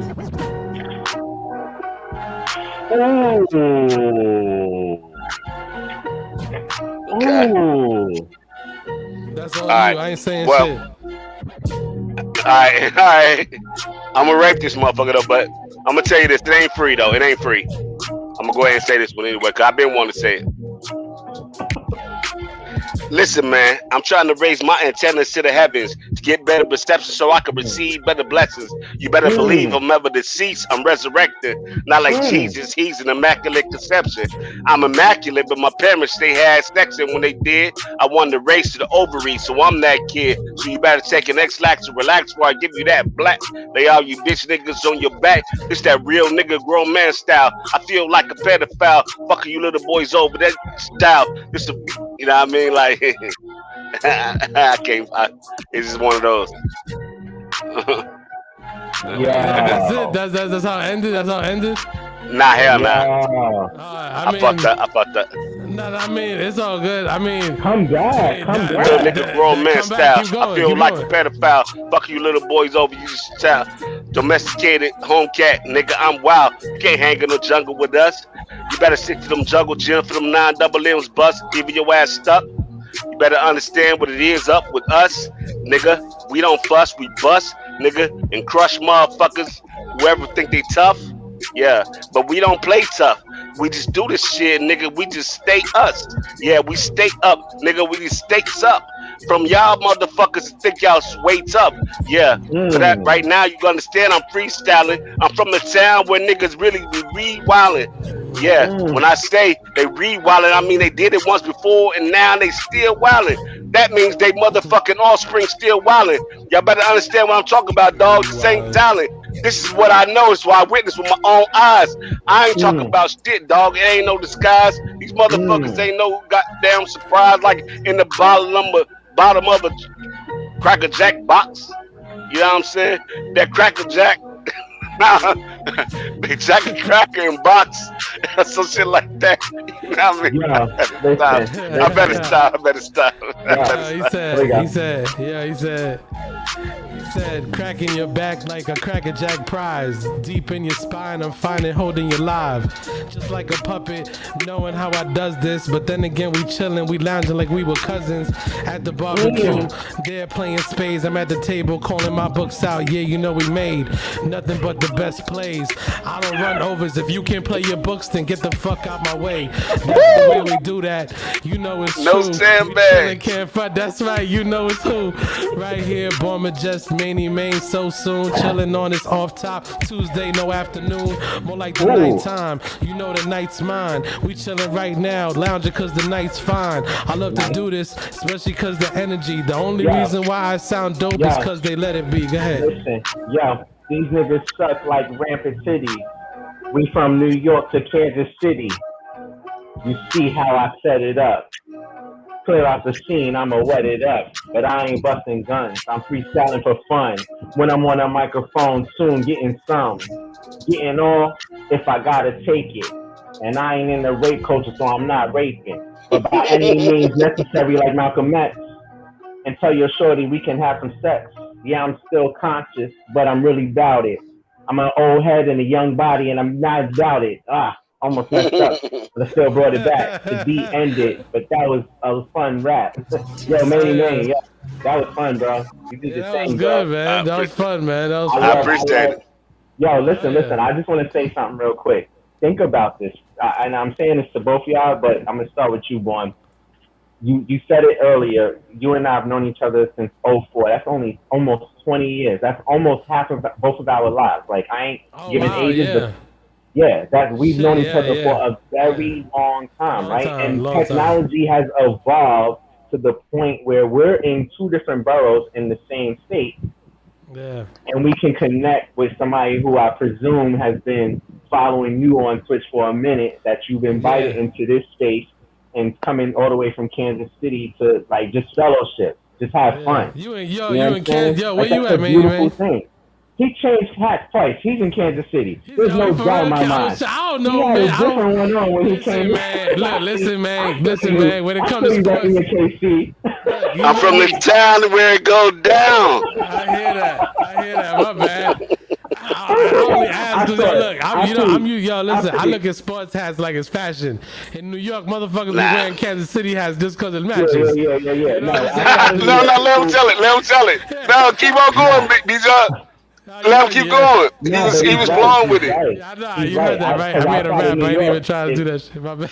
You wearing your repping where you from. I mean, not to say we don't do that in New York, but like New York is like such a place where like you know about to show y'all something extra, right? Oh shit! Now I showed everybody else. We on next. See, I'm really Kansas City. Yeah, like I'm really Kansas City. I'm really Kansas City. Like I'm really Kansas City. Like there's nothing about me that's not. Let me turn this around. I'm really Kansas City. Like there's nothing about me that's not Kansas City. Like if anybody said, the only reason I ain't move is because all I know. I would love to come kick with whomever. But I would never live there. I live here. I'm Kansas City. You hear me? I feel that. You know, it's funny you say that, right? Because like, I've had this conversation with my lady. I've had this conversation with friends, and it's like, yo, not for nothing. If I decide to move anywhere, I'm literally asking myself, is that where I want to die? Well, that's a great question. You know that's a great question. Right? Because my thing is like, I'm from New York, right? Even though it- mentalities don't match. Yeah, you know what I'm saying? Yeah. No, I'm saying. What I was gonna say was like me being in New York, right? Every time I'm in here, I be like, damn, I hate this shit. And then when I leave, I miss this shit. You know what I'm saying? Oh. So I'm like, yo, and then not only that, but also, man, yo, Al Mal, do your thing, bro. I'm gonna have you. I want to have you on a couple weeks. Thanks for rocking with us, Al Mal. Thanks for rocking with us. Yo, what is it? Go ahead, Yo, boy. my thing is What's like, up, Mal? I didn't know he was in here. I thought you was he's been in wondering here if he showing a lot was. of He love. been in here. He's been in here showing a lot of love. Everybody showing you love in the chat. Yep. Oh, tell buddy I said what's happening. I ain't know. He hear you. I think he hear you. Yeah. Go ahead, boy. Finish your point. Go. Finish your point. Yo, my point. Ah, shit. The fuck was it? No, you just saying like you leave New York and you're like you come, right. So, and then you miss it. So my thing also is like, yo, but if I go to another city, I gotta learn everything all over again. Like I gotta learn how to I gotta learn how to survive. I gotta learn how to fucking. I gotta learn how to speak. I gotta learn how to like, yo, what's what. And like, yo, I don't know if in my old age, my older getting age, I don't know if I want to do all that. Nah. Yeah, and it's a bad idea. Look, let me tell you a secret. I've been here my whole life, right? You know, I'm a homeboy. I became a homeboy because it really got more wild than I was willing to risk.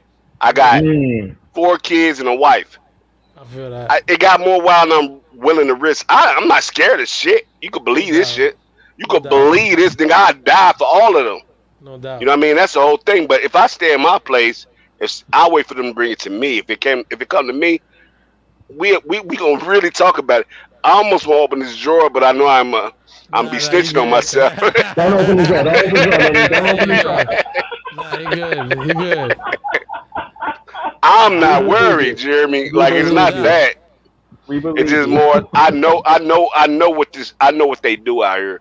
Yeah. I had to bring it to a bunch of people. Like I had to bring it to them. Like, buddy, look, I'm not worried about what I got, and I ain't worried about what you got. But what you need to be worried about what you willing to do versus what I'm willing to protect. That's the difference. You hear me? That's a whole different story. You hear me? Yeah. So you know what's crazy? Yo, you know what's bugged out to me is that even though that's still a mindset we will have here. Whenever I hear like somebody outside of New York talk about it, it feels more like real to me. Like because it's different, bro. Like the big city living compared to like outside of this motherfucker is different, bro. You know what I'm saying? Like Kansas City's not small. Kansas City is wicked. I feel you. I'm not lying. I mean, I'm not bragging. I hate it. I hate the fact they wicked. I really hate the fact that they this wicked. And you ain't never asked me, but if you want to wonder why I'm truly a homeboy, it's not because I'm afraid of them, because I know how to move around. I know how to maneuver in the streets, but that's not it. It's like it's these young boys coming up who don't give a damn what your name is, who you are. Yeah. They pop something just for nothing. That's everywhere. They'll do it for nothing. City, that's Brooklyn. That's Queens. That's everywhere. It's just so it ain't about. It's not about nothing. It's not about nothing. I feel that. That's real. It's like a damn son. You ain't even trying to have any kind of respect out here. You just out here loose cannon and shit. No code, no nothing. Yeah, and it's really real. It's a generational shift. Yeah. It's a generational shift. That's what it is. It is. But I mean, you know, there's a lot that can go into that conversation. Right. Bring it full circle. What I was saying, I appreciate this technology because it allows, and this is not even me trying to be funny. Like I'm thankful. I appreciate you, Bjorn. You're my brother. You know I love you, and I appreciate you bringing me onto the show. And it allows us to interact with people that's in a whole nother state that neither of us have ever been to, and just have fun. You know what I'm saying? Like, and just shoot and just have fun. Like, and that's what hip hop is about, amongst everything. And so I'm glad that I got an opportunity to be in this. Now we know what to do, Bjorn. Now you gotta put a beat on. He can't keep talking about it. He gotta rap about it. I know, right? Oh shit, here you go. Yo, shout out to Tommy Wrestling 420. He asked where I'm from. I'm from New York. I'm in the same state as Bjorn. I said you gotta rap about it. No. Oh, Tommy, okay. I'm looking in the chat, just answering the question. But I'm from Queens, Tommy, but I live in Manhattan, which is really close to where Bjorn is in Brooklyn. So one more beat. Okay. I think he's doing it right now. Yeah. I'm with it. Oh, let me turn my volume back up. Oh, I'm supposed to start. Am I supposed to bust? It don't matter. If you want to, go ahead. Whoever goes on. Man, I feel it though. I feel it though. Go. I do feel it. Go ahead. I'm from the town, but they really get it down. And I told y'all that shit already. I hold my gun steady, and I know how to aim, and I know how to shoot, and I do this shit just like Papa Smoke. And I do all this shit, dog, and I go from joke.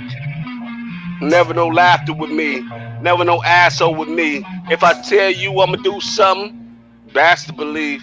Hey, can I get in front with you? I'm telling you, dog, I don't stuck with no dudes. I do backflips in the same place. I make a nigga do a backflip and I make him land on his face. You hear what I'm saying? If you understand the case, that means if he think he's a motherfucking nigga that could be on a trampoline, I'm a trampoline. Over like Moose Foster, somebody like that. Who's fostering these niggas? Nobody. Except for a motherfucking hog and a... Except for a hawk and a motherfucking rodent. But I'm gonna do this shit, dog. I'm gonna get it over with. I don't even know what to tell nobody what the tokens is. All I tell you is there's no motherfucking gold at the end of the part of the road. All of those shit they say with the rainbows. But I do what? Nah, I'm about to say something else. Respect it. LGBTQ plus. And I'm gonna do this shit and I don't even want to fuss. I'm gonna do this shit, dog, and you know the fuck we are, we us. We all motherfucking SoSoon and Bjorn. Yeah, I appreciate that that shit man. right there. We been born. We been born. We been born. Where there ain't no clown. We just get it going. That's how it goes down. This the sound. This the frame. Shout out Bjorn Majestik. Shout out to Main. Trying to get my points right. Trying to get my points tight. But you know what's wrong, whatever's right. And I never fight, because I don't have to. I'm a grown man. I don't do that shit. I'm too old for that. And I hold plans. That ain't make sense, but I'm still bent. That makes sense. Bean got an ill lean and a team. You know what I mean? I'm on the scene with Bjorn. When I'm on a microphone, it's hip hop that I'm sworn to. You know how I do. Carry the sword. It's lyrical. Sometimes spiritual. I'm feeling you. I see folks in the chat, and they love the way that Main and Bjorn rap. I see Bjorn breaking some shit up. He about to smoke a dab. Actually, yeah, I'm trying to fix my shit. Dropped it out in that water, trying to dry out the charger so I can get it right going off because you know I'm just like that father, bursting out with the bars right. Yeah, you know it's that bar night, but catch me like a fucking white boy in a bar out in a bar fight where you know I be brawling, fuck around, no crawling. Beat was over, but y'all really did your thing, and that happens often. Sure, yo, shout out to them. Yeah, shout out to the two. Oh, this beat. Hold on, wait, what's this beat? Ooh. Oh, one more. Yeah. One more. Yeah. Wait, man, I'll tell you what, yo, I'll tell you what, soon. Once upon a time, not long ago, we got on the phone and we spit our flow. We did that shit and them bitches said go. And when we went motherfucking go, them bitches said, yo, hey, I want that motherfucking right there. And I did this shit right here and I did not care. And yeah, the bitch didn't have no hair. She had some weave. I pulled that shit out and I fucked her and I stared and said, bitch, why the fuck you lie to me? Now, you lost like some lottery. Now I'm hitting that pussy like it's property. I'm hitting that pussy like it's onto me. Yeah. And now you know y'all onto me. I'm a weird motherfucker and I'm gonna be whatever the fuck I'm gonna be. Yeah. Y'all nigga wanna be like this and this like that. And I'm a real motherfucker and I spit those facts. And when I fuck a bitch down, she gonna get right back. You don't care if she don't love me, she gonna get right back. Cause she gonna try to chase the nigga over there. Like, hey, what you wanna do? How much you wanna pay? And I'm gonna say, bitch, you did that shit yesterday? Nah, you can't fuck with me today. No way. No way. Wave my finger like Matumbo. And I say, go fix me some gumbo. Nah, I'm sorry. Go ahead. Yo, Oh, fixing up some gumbo. Me, you know, I'm Dumbo. I'm fat fuck. I'm coming by like, what up, you know, like Columbo. Getting everything right. The way, you know, I'm detecting my deducing. When I'm here, you know, I'm owning the section. The way I'm going off hearing it. Would it matter? No fearing shit. Almost knocked over my Dr. Dabo. Pick it up like I'm hearing this in my mind. Like, please smoke. Please now. I wanna dab, but then again the police howled. Never gonna ever see me. Best believe I'm Stevie. Wonder when they hear my voice, they love the music melodically. Whenever I'm here, my bad, I fucked it up. Whenever I'm here, I'm coming by. You know exactly what I'm boxing, bruh. Doesn't matter, they call me Tice. Yeah, you know, because I am the nice. Yeah, with the sun coming by, don't give a fuck, you know, I roll the dice. Gonna win, never care. Fuck around, you know, I'm always there. Best believe, you know, if the victory's there, it's all in the air. Breathe it in, you know I do. Manifest with my crew. Everything that's right, like, yo, what's going on? It's all a who. Joke. To those who do not see it, but to those who do believe it, you know just how we need it. Fuck the cloud. 3, fuck 4, 5, 2. Go, no, you think? Nah, going up your dice. 3, 4, 5, 2. You know what them dice do, and you know what them lights do. You know what them motherfucking lights do. 1 ace, nigga. That means you motherfucking lose. 1 3. You know that ain't for you. You know the other fucking 12 ain't for you. Yeah, that's CeeLo. 4, 5, 6, winning money from your people. Yeah, you know how I be. You know the 12 ain't for you. Yeah, shout out to Manny Man and SoSoon. So man. much fun. Oh my God. Shout out to Manny Main, Kansas City repping. Oh my God. This is fun. Man. This is fun. Yo, Manny Man, I'll see you next time we have you back on, man. All right. Long as you say promise. Long as you say promise. Nah, no doubt, man. Promise. All right, you said enough. Enough said. Pleasure, bro. Hey, it really was. I tell you this. I really thank you. I probably never do it again, but I really do thank you because you gave me a chance. Because I be asking for it. I'm like, bro, just put me on real quick. I promise to say something. You know what I mean? I ain't gonna say much, but I'm gonna say something. Hey man, you know, look, man. But you gave me a chance, though. You said hey, I promise you. I'll be real with you. I like having fun with rapping, and you know what I'm saying. And you know, you've been cool. You always showing me love and respect in the chat, and you don't be coming out your face. So man, I got mad love and respect. That's why I figured it was safe enough to invite you. So I ain't got no problem with that, man. So I'm glad we brought you on. Come on, bro. You know I got mad love and respect for you. No doubt, yo. But before you leave, we got. I'm a friend homie too. Hell yeah, we gotta smoke it out. We gotta smoke it out before you leave. I don't smoke, so I'm gonna drink. I don't smoke, but I'm gonna drink on it though. No, I'm saying you guys drink on it. I understood what you were saying, boy. I'm gonna take my dab right now. Shit, what you? I know. Soon sipping on whiskey. What you sipping on? It look like he's taking tequila straight to the head. Nah, it look like a. Ooh. That was my next guess. Okay. Sheesh. Yeah, I had no clear. Oh my God. I used to be Henny, man. I was Henny, Remy, Blase. All that shit is overrated. Nigga, I'm just trying to get high. You hear me? Them niggas pay $100 to get high as I get off for $20. Fuck out of here. You niggas is stupid. I feel you on that. Oh, nigga, oh, nigga, you right. What you wear? Nigga, get out of here, nigga. I'm high as you. Oh yeah. Yeah, I was gonna say, yo, son, not for nothing. One thing I learned, and when I worked in a liquor store, I was in my young 20s. I was like probably like 21 or some shit, 22. I worked in a liquor store for like about a month, and like, yo, I used to think that wine had to be expensive to be good. And the homie that owned, but that homie was an asshole. The guy that owned the fucking the store, he was like, nah, it don't have to be. It's like it just all depends on the year and the vintage and shit, whatever. I learned that. I learned that on a That's Cash what they Rabbit started gig. doing. Yeah, but when it comes, but when you know what's crazy is that Henny and all that shit used to be cheap, bro. But it's just that unfortunately we made all that shit expensive by rapping about it. Yep. Motherfuckers motherfuckers put in the That club. talks about the power of hip hop right there. Yo, That's facts. about- And like, yo, you know what bugs me out is that if you know this bottle is cheaper before you go into the club, why would you spend money at the club? Valid. Just showing off. Just showing off. But you know, everybody comes into their knowledge at a different I time. personally can't do it. It's no disrespect to the club. I'll support you in other ways. But it's like, bro, you gonna charge me like $200 for a fucking $50 bottle?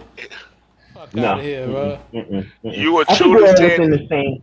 I think we're all within, give or take, 5 years of each other, the three of us. So I think we have that understanding because you grow to a certain point and figure these things out. So you know. No. I figured it out 20 years ago. Yeah, the thing about it was, when you get in the club, everybody knew the secret. I don't know if you young. I don't know what you do. You stay sober till you get in the club and pay $1,000, or do you get faded before you get in that motherfucker and have a couple drinks? They call it That's the pregame. difference. They call it Yeah, pregame. But that's the thing. I don't know. Like, yo, you know that brings up a good question. It's like, yo, did y'all even get lit before you got in the club? Is that why you spending money? Cause like, I know when I'm lit, I feel good, and when I feel good, I be wishing. Cause if I was rich, I would be that dude that's lit, and then be like, fuck it, come on, ah. Yeah. So for if sure. it's like that, then For I sure. could be like, I bet. But if it's like, nah, son, we're gonna meet up at the bar and then go there, I'm like, what? For sure. I mean, and that's just it. That's one of two things I'm talking about. Where are we going? Yeah, exactly. Where exactly are we going? If we're going to a club or a bar or something like this, then I'm already faded for one. No matter where I go, that's one. That's one. That's for one. Now, if I'm at a strip joint, I don't mind throwing dollars at a bitch. You know what I mean? I'm sorry, I shouldn't have said that. That was horrible. I don't mind throwing money at the talent. Yeah, no doubt. Yeah, I don't mind that. But if I'm at a bar, what the fuck am I buying drinks and shit for? I mean, I buy one or two. It wouldn't make sense otherwise. I feel that's valid. That's valid. That's real. Yeah, that's very real. I really mean it. Yeah, I definitely feel that. Cause yo, that's why like when they used to come to drinking, son, I used to just be like, yo, I don't know what, this is crazy. Like you go to, I'm like, nah, son, I'd rather get lit before we hop in. That's it. Word. You know and then nah, because like if you gonna buy, cause you got it right, you just buy one of you. I figure, any if I had any money, and I went to a show, and they had a bar there, I'm getting 3 beers max, just so to show my support. That's it. I ain't doing no more than that shit. Cause I'm like, and let me keep it a buck with you. Back then, I used to blow big. So I don't blow no more. I mean, I hate to say it like that, but I don't smoke no more. You don't even got to preface it. We understand what you're saying. Now I'm talking about the listeners in the chat. Yeah. Don't worry about that. But anyways about it, I used to go so fucking crazy on it. Like that's all I did. I really didn't drink. I drink a beer, and I like straight up. Like I was. Then I had to get a job, and then I had to be responsible and all this old shit. I'm like, oh fuck, man. Yep. This damn responsibility. Fuck with my goddamn high. I was just joking for real, but wait, let me ask you a question. So wait, where you are, is weed not legal yet? Hell no. Ah, damn. Wow. If it was legal, yo, I was saying you could just flip that around and you'll probably stop drinking and be smoking again, just having fun. I'm not telling you to stop drinking. I'm just saying, like, because for me, like you see with me, I'm very excessive with shit I do. That's the reason why when you watch me, I'm constantly dabbing, I'm constantly whatever. So when I used to drink, yo, I would drink a lot. Like if I had access. I never spent money on. That I never did. That's why I was like, I'm not alcoholic. Cause I ain't never. You never catch me run outside, spend money on liquor I ain't just gonna lie to to you. drink You know. I'm a super alcoholic, but No, ain't nothing wrong with that. I'm just saying, like, I mean, I'm in other words, my bad. Not just, I don't want to shame the disease. 'Cause I know no, it is ain't no what shame on my you know what I'm my saying? game at But all. like, but my thing is just that, like, you know, in other words, I knew I didn't have a drinking problem. It's just that when I wanted to, I mean, I had an issue with drinking. It's just that when I had access to it, I wouldn't stop. So if there was an open bar, or if it was my birthday and motherfuckers is buying me unlimited, you know, beers and shots, I'm going in. I'm just going in, like bang, bang, bang. Yeah. And like, yo, and I did that shit for a long time. So, and it was bad for me because that shit was, you know, I'm not a bad drunk. I'm even more friendlier and shit. It's just that I would black Having out. a good time. Yeah, exactly. But I'll black the fuck out though. You know what I'm saying? And I don't like that shit, man. I don't like motherfuckers telling me I did shit when I don't remember shit. Yeah. You know what I'm saying? Yeah, drinking So, to get like, drunk. so- That's never something I've done. That's never something You know I've what I mean? done. So that's why, like, now, but when I started smoking, it just like naturally for me though. I don't know if it'll be for everybody, but for me, it just naturally had me like stop drinking. It's a whole lot of natural thing. You know what I'm saying? Yeah, I mean, it's one of those things. It's one of those things where it's something for everybody. There's some things for everybody, and I don't feel touched by what you said. Trust me. When I tell you something, it ain't because I'm ashamed of it, or you know what I mean, or else I wouldn't say it. No doubt. And I'm not asking for help either. No doubt. I do what the fuck I do, and that's because I do it. That's just me. It's No doubt. facts, but Nah, of course. I used to but know don't this get me dude wrong. But Not good. I think the best thing that you said about it was that it ain't healthy. Yeah, It's nah, it's fucking not. up. It's not. Yo, not for nothing. Like, yo, you know it'd be crazy. Like, if drinking was actually healthy for you, I wouldn't have an issue with it anymore. You know what I mean? But That's like, when real. you're fat, like with me, I get fat really quick off sugar, and there's a lot of sugar and liquor. So that's why for me it wasn't help. It's not helping me at all. I'm like, you know, it's bad enough I gained weight back in this quarantine shit, but once I had stopped with you know, drinking, I was smoking more. I was able to, like, you know, really cut back on a lot and start the process of like cutting back on weight and shit. So I just wish, like, yo, I mean, because imagine like if drinking like over abundantly, if I could drink as much whiskey as I smoke and not get damaged, you know, and not get damaged by it, I would be like, okay, let's do it. But the problem is that I'm gonna get really damaged if I was to fucking drink as much as I smoke. So it's like, yo, nah, bro, I can't do it. But I mean, I don't know. It's like I just wish that liquor wasn't something that was so easily abused, because you know, there's something that that's what abuse we do. You know, we can all eat, and I don't mean that in a bad way. It's just that it's easy to want more and more. You know what I mean? When you're drinking. But if it's easier to if it's easy to abuse your body, then yeah, it's a thing. It becomes a thing. And yes, let me be honest. It has me. Got you. You know what I mean? I keep it a buck. I feel you. And this ain't no coming out type of shit. It's just more or less like, let's keep. But the thing that bothers me the most is people say like they seem like it's a thing that really they take one over the other. Say it like that. Mm-hmm. Mm-hmm. You know what I mean? That's what bothers me. I'm like, yeah, I'm fucked up. I stay fucked up. But I don't do this and I don't do that. I don't do this, I don't do that. I feel that. I know what you mean. So this is my one drug.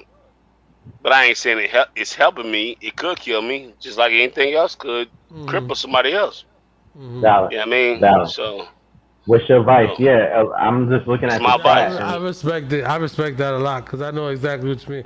I've known plenty of brothers the same way that are in that same position. So I know what you mean. It's like, you know, well, I'm not. It's like, you know, it's like on one hand, even though from the outside it could be seen as excessive and, yo, man, maybe you should calm down. But at the same time, we're not in your shoes, and therefore, you know, it's not like you doing other shit that's fucking you up too. You know what I mean? Word. It's just this. You know what I'm saying? Well, But no, but I gave you access to this information. I don't even talk to Mal and whoever else is Yeah. in the live. I don't talk to nobody about how I drink in a successive, Yeah. even And though that's they what I might mean. know. That's why I appreciate you for that, man. Thank you. I really do, man. Cause I've been through that. I've been there, bro. I've been there, bro. Trust me, I've been there, son. I was like, I was like, especially like, yeah. I tell you, know what I'm saying. One thing, for instance, my kid. You know what I'm saying? Like, and this is not a secret because I have a song that I wrote about it and stuff like that. But like, my kid, she don't want nothing to do with me. You know what I mean? It's been like over 6 years, and that shit fucked me up and it broke me. And there was a little moment, like where honestly, if I didn't have this bud, bro, like if I don't think I'd have survived it. Because if I would have just only been drinking, because like the bad thing about me with drinking is that when I'm with y'all, I would have fun. But when I'm alone, that shit puts me in my thoughts and in my demons, and it makes me cry and it makes me feel sorry for myself. And I end up, I end up really beating myself up about a lot of shit. So having been triggered by being feeling abandoned by my child, you know what I'm saying? I'm glad I had the weed. Because honestly, liquor ain't gonna help me with that shit at all. That's real. And I know that for a fact only because I've seen people go through some shit, not similar, but something that still triggers. And that's the bad thing about alcohol is that alcohol and being triggered are two things never go right together. You know what I'm saying? Did y'all get back?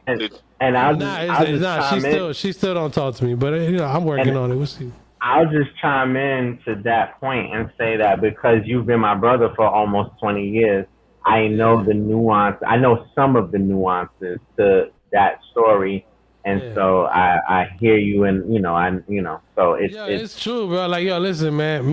Look, I'll be real with you. Look, when I drink when I'm with my homies and I'm at a party drinking. I'm a Leo. You know what I'm saying? I'm a life of the party. I'm gonna be like, we chilling. I don't get into fights. That's right. You are Leo. Your birthday's coming up, you son of a bitch. You know what I'm saying? So, you know what I mean? Like, but the thing is that my problem, like I said, is I'm excessive. Like, I don't know how to stop. You know what I mean? I don't. I just keep going. Like, bro, I'll give you an example, right? Yo, man, just so I don't want you to, just so you know you're not alone. Yo, look, this is what I did, man. This is why I'm glad me personally, I'm glad I don't drink no more. I went to a wedding one time. And and I gave the kid $10, a $10 tip, and I said, I'm gonna keep coming back. You keep feeling it. Yeah. You know what I mean? And when you at a hall for like a wedding, you know what I'm saying? Them motherfuckers is like $10. I bet, thank you. You know what I'm saying? So fill it to the brim. I literally, they fill it to the brim. So I don't know why I did this, but I ended up drinking. I was double fisting those tall like shots but they were like Jack Daniels. Oh, but I just sort kept of the going right way back. to do it at a wedding. Huh? I said that's sort of the right way to do it. And I'm joking, no, I feel that, but it's just that like. But my problem is that I was double fisting these Jacks straight up. I got you. I hadn't eaten yet. Yep. Yeah. I ended up blacking out, bro. I caused the fucking at a wedding. Bro. Listen, it's a good thing that those people are still cool with me. But like, I blacked out that, my lady said that, like somehow like my pants fucking ripped and I was commando. So like a bunch of people saw my balls that night, man. You know what I'm saying? So, like, you know what I'm saying? Like, that's the reason why I can't do it. Hey, that's why like if I'm gonna be excessive with anything, it's gotta be the weed, bro. But you gotta know yourself, and I think that's the key to everything that's been said in the last few minutes is that you have to really self-assess and understand yourself. Because for me, as somebody who doesn't smoke anymore, I've had more bad incidents with smoking because I didn't know the grain, I didn't know how strong it was, and then I'd be fucking around high on some crazy shit. But like with liquor, because I've been drinking for so long, I know my limits and I don't drink to get drunk. And I'm fortunate that I don't have an addictive personality. And so I can sit here, drink 3, 4, 5 doubles of whiskey and know like, okay, I'm reaching my limit and I'm not trying to get drunk because I don't want it. Like you said, Bjorn, I'm not trying to get black. I'm not actively drinking to get blacked out. You know what I'm saying? So you just got to know your limits and be mindful of that. And I wish that understood that threshold with smoking because smoking is healthier. Because like I put on weight, like I'm not putting on a lot of it, but I know over time the metabolism will slow down, and if I continue drinking at the rate that I do, you know, I'm gonna be putting on weight quicker than I am now. So you know, it's just knowing yourself. It's knowing yourself. But yo, check it out. So yo, Manny man, it's been a pleasure, my brother. I'm gonna get back to this program with my brother SoSoon here real quick. I'm gonna catch you on the flip side. You heard? I can dig it. No doubt, my brother. You have a great one, man. Thank you for joining us. Appreciate you, bro. Thank you. Thank you, Manny. Hey, real big talk. Real big talk. My guy. I appreciate you, my G. I hear that. My guy. Hey, you too, SoSoon. I appreciate you, bro. It's a pleasure meeting you. Have a good one, bro. Bet it up. Peace, y'all. Yo, yeah, shout out that was to a lot me of fun, for bro. joining us. Yeah, that was a lot dope. of fun. That was I appreciate fun. that. I enjoyed that. Fun, man. So like so with you, right? Mm-hmm. When it comes to like how has drinking influenced? Because I think I don't know why, but I feel like as I've known you over the years, you've become more of a connoisseur when it comes to drinking. Like I don't know, yeah. like you know, like I act like it, but I'm not in there other words, yet. no, fuck acting like it. In other words, you respect it enough where you know that's your presentation of it. Yeah. Now, what I want to know is, how does it influence your writing or like with your music patterns? Because weed definitely influences my whole, you know, me as I'm not gonna lie, it definitely influences my art.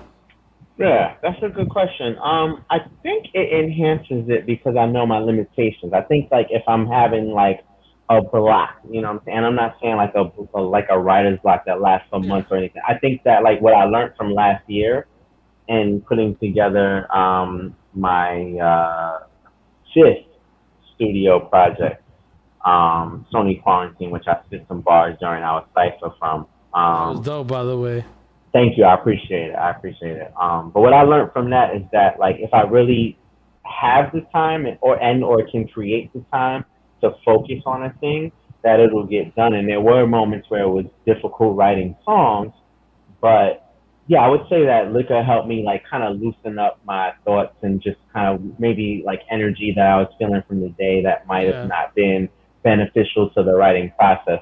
But like I said in our, you know, three-way conversation that we just was having with Manny, I don't drink to get drunk. That's never been something that I've endeavored in. You know what I'm saying? And that doesn't say I haven't gotten drunk. That's not to say I haven't gotten drunk, but because I've been drinking for so long, I've learned where my limits are, and so I have a strong tolerance for alcohol. And so, you know, if I'm writing and I need to like loosen up my mind and just like whatever, I'll be drinking. And so I'll say it helps, but you gotta, you know, it's like I was saying a moment ago, you gotta know yourself, you know what I'm saying? Yeah. Because if I'm saying this out loud, that doesn't mean that I'm saying to and you were talking about this just now, like, you know, for you that drinking, you will overdo it because you have that history and that experience. Like, and plus I'm just excessive as fuck when it comes to me wanting to feel good. I'm excessive. And some people have that mentality, but the difference between you and most folks is they don't do the self-assessment to understand that like excessiveness for, you know, whatever it may be, could lead to blackout versus getting like that peak joy that should peak. You know what I'm saying? Exactly. So, that's why like that's why yo, like, you know, it was more like it was more like I was like, I don't like the fact that I feel embarrassed by what the fuck is the aftermath. Valid. And I've had that experience more with smoking. That's why I drink more, because I've actually had that embarrassed feeling more with smoking. I'm gonna tell you a story, but I cut you off. So finish what you were saying. No, that's all good. No, but I was gonna go back to make a point was pretty cool. Is that I like how you said it loosens you up a bit, because you see with me, I don't know why, but like when it comes to writing, or even with freestyling, like yo, every time I've ever because I used to try to drink and write. I'm not gonna lie, I've tried this. I've tried it. I wanted to see like how I am compared to you know, when I'm lit. You know what I'm saying? Yeah. So wait, give me a second here. Give me a second. I'm here. I went off camera. I can hear you.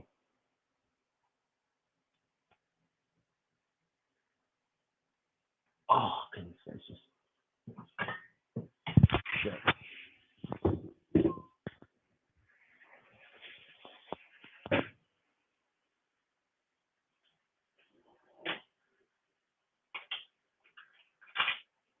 You still there, bro? Yeah, hold on.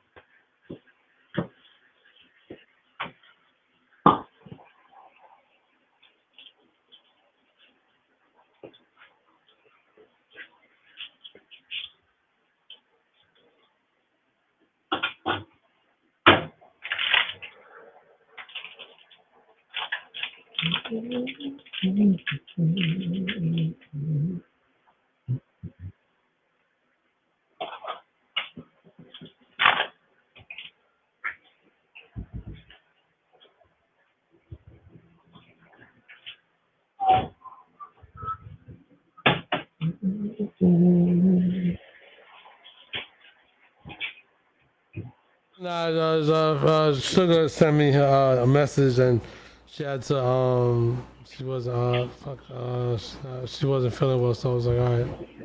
Got you. Just let me know. But Feel better? so yeah, yo, what up, TJ? It was good.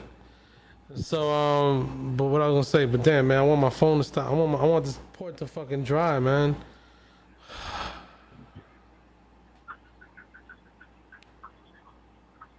I don't want to like bask in your plight, but shout out to you for freestyling about that earlier.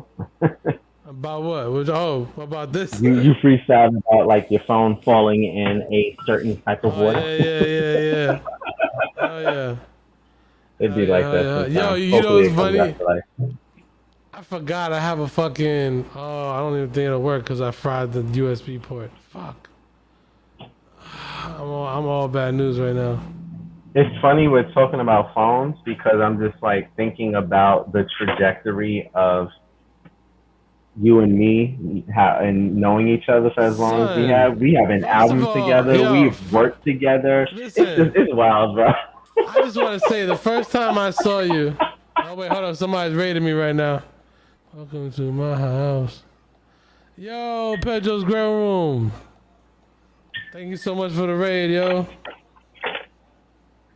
You said somebody's raiding you right now? Yeah. Shout out to Pedro's Grill Room, yo. I'm still learning Twitch, so I don't know what that means. I'm back. No, it's all good. It just means that somebody finished their stream, and instead of just saying peace, I'm out, they chose to bring their community over here. Oh, that's dope. That's what's up. Yeah. So shout out to Pedro's Grill Room. What's going on, my G? How you Shout out doing? to you. Word. What were you about to say though? I was talking about how we've known each other for so long and interacted in so many different spaces. Son, what's crazy is that I still remember how I felt the first time I saw you on I don't remember no, I still remember the first time I saw you working at AT&T is when I knew. Oh, I remember that. I remember that. Because T-Mobile had a party at that fucking Pasha club. Yeah, because you told me about it. Drunk as fuck. Y'all was drunk. And we happened to walk by AT&T, and I look in the fucking. You guys were closed. I look in the window. No, we weren't closed. We weren't, but we were about to close. Oh, I thought you guys were closed. I never opened the door. We were minutes before closing. So I remember that. But that shit was funny because I didn't even open the door. I was like, I know this motherfucker. Yeah, y'all were coming past AT&T like talking shit. And then it was Dizzy like, Grower. Yo, Dizzy Grower says cheers to you as well. So. Right? I was just wilding. Yo, so soon Dizzy Grower says what's up. I see it. Thank you, Dizzy. I appreciate you. Yo, I believe they've also streamed our music. So if they nice. know of you, I'm sure they know who you are. Thank you so much. I appreciate that. We appreciate that. I'm speaking for both of us. But finish telling that story because it is so funny. Yo, son, but I just remember being fucking drunk. And I was like telling the people, I was like, yo, I rap with this motherfucker. was like, these motherfuckers are rap. I was like, what you doing in there? I was like, come over to the real team. You not tell. Let me tell the full story. I was drunk, bro. All I remember, I was happy to see you. Well, let me tell the full story for folks who don't live in New York, because like New York feels really big when you don't live in New York, but it's so small. And this is a perfect example. And in 1.5 minutes, I'm gonna connect 100 things for your followers who are not living in New York, just to help you understand context, right? So that is like a little over 10 years ago. Both Bjorn and I, coincidentally, not on purpose, worked in cell phone sales. Yeah, he worked for T-Mobile. I worked for AT&T. He was at a party for whatever. I don't know all those details. It was dope, man. It was dope. T-Mobile was doing it up. And this is in Midtown Manhattan. Yeah. This is very important to the story, especially for those who don't live in New York. It's literally Times Square. You guys correct. Not just Midtown Manhattan, but Times Square, New York, like what is considered the heart of New York. So him and a bunch of folks from T-Mobile are walking past an AT&T on the corner of 43rd and 7th Avenue, and just for those who are not like from 11 New York, o'clock at night, 11:30 or something. It's 10 something at night because we closed at 11. So, but for those who don't live in New York, when I say it was on the AT&T was on the corner of 43rd and 7th, that is literally across the street from where the ball drops when you go on TV every December 31st and watch the ball drop in New York City. It is literally across the street from where that ball drops. That ball drops above a Walgreens. And the AT&T that I worked at is right across the street from that Walgreens. So I'm just creating context, right? And so I'm in my job, minding my business, waiting for the store to close so I can take my ass home or to an open mic, wherever the fuck I was thinking about going at night. And I hear and see a bunch of people in T-Mobile uniforms walking past. And one of those people is a light-skinned Latino that I actually know and is a friend of mine. And his name is, at that time, Majestik Originality. And they're like looking in the store, talking that shit. They bought the cell phone battles, the cell phone company battles. They bought it. They came from a party celebrating. We the best, whatever. And it was like one of those moments where Majestik is walking past the store. I'm on the first floor because at this point, when I first started working for that store, it was only one floor, but now it become 2 floors at that point. And it's like he's walking past, and I see him, and I see his people, his coworkers, and they're talking shit, and then he has that moment of like, that's not boy! And I had that moment like, what is happening? Yeah. And so we didn't stop to talk because I get it. He was with his people, whatever. Now here's part 2 of the story. You can fill in the details, but let me finish everything first, and then you can fill in the details. That man on the left of the screen, who was with the T-Mobile crew walking past the AT&T store, eventually winds up working not only for AT&T but in that store. So we were coworkers. So Bjorn Majestik and I know each other from the hip hop and spoken word art scene in New York and became really close friends. But we also were coworkers for about a year. Hell yeah. And so that's part 2. Part 3 to bring, for me personally, that brings this story full circle is that, so we're talking about Times Square. Like I said, it's 43rd and 7th, which is like parallel with Broadway. They kind of converge and then shift like into an X like this at 42nd, and they shift. So like Broadway starts to go towards downtown, and then like what's the name? 7th starts to go towards uptown. Again, it's for people who don't live in New York. At that time, I was living in different boroughs like Queens, Brooklyn. I'm from Queens, whatever.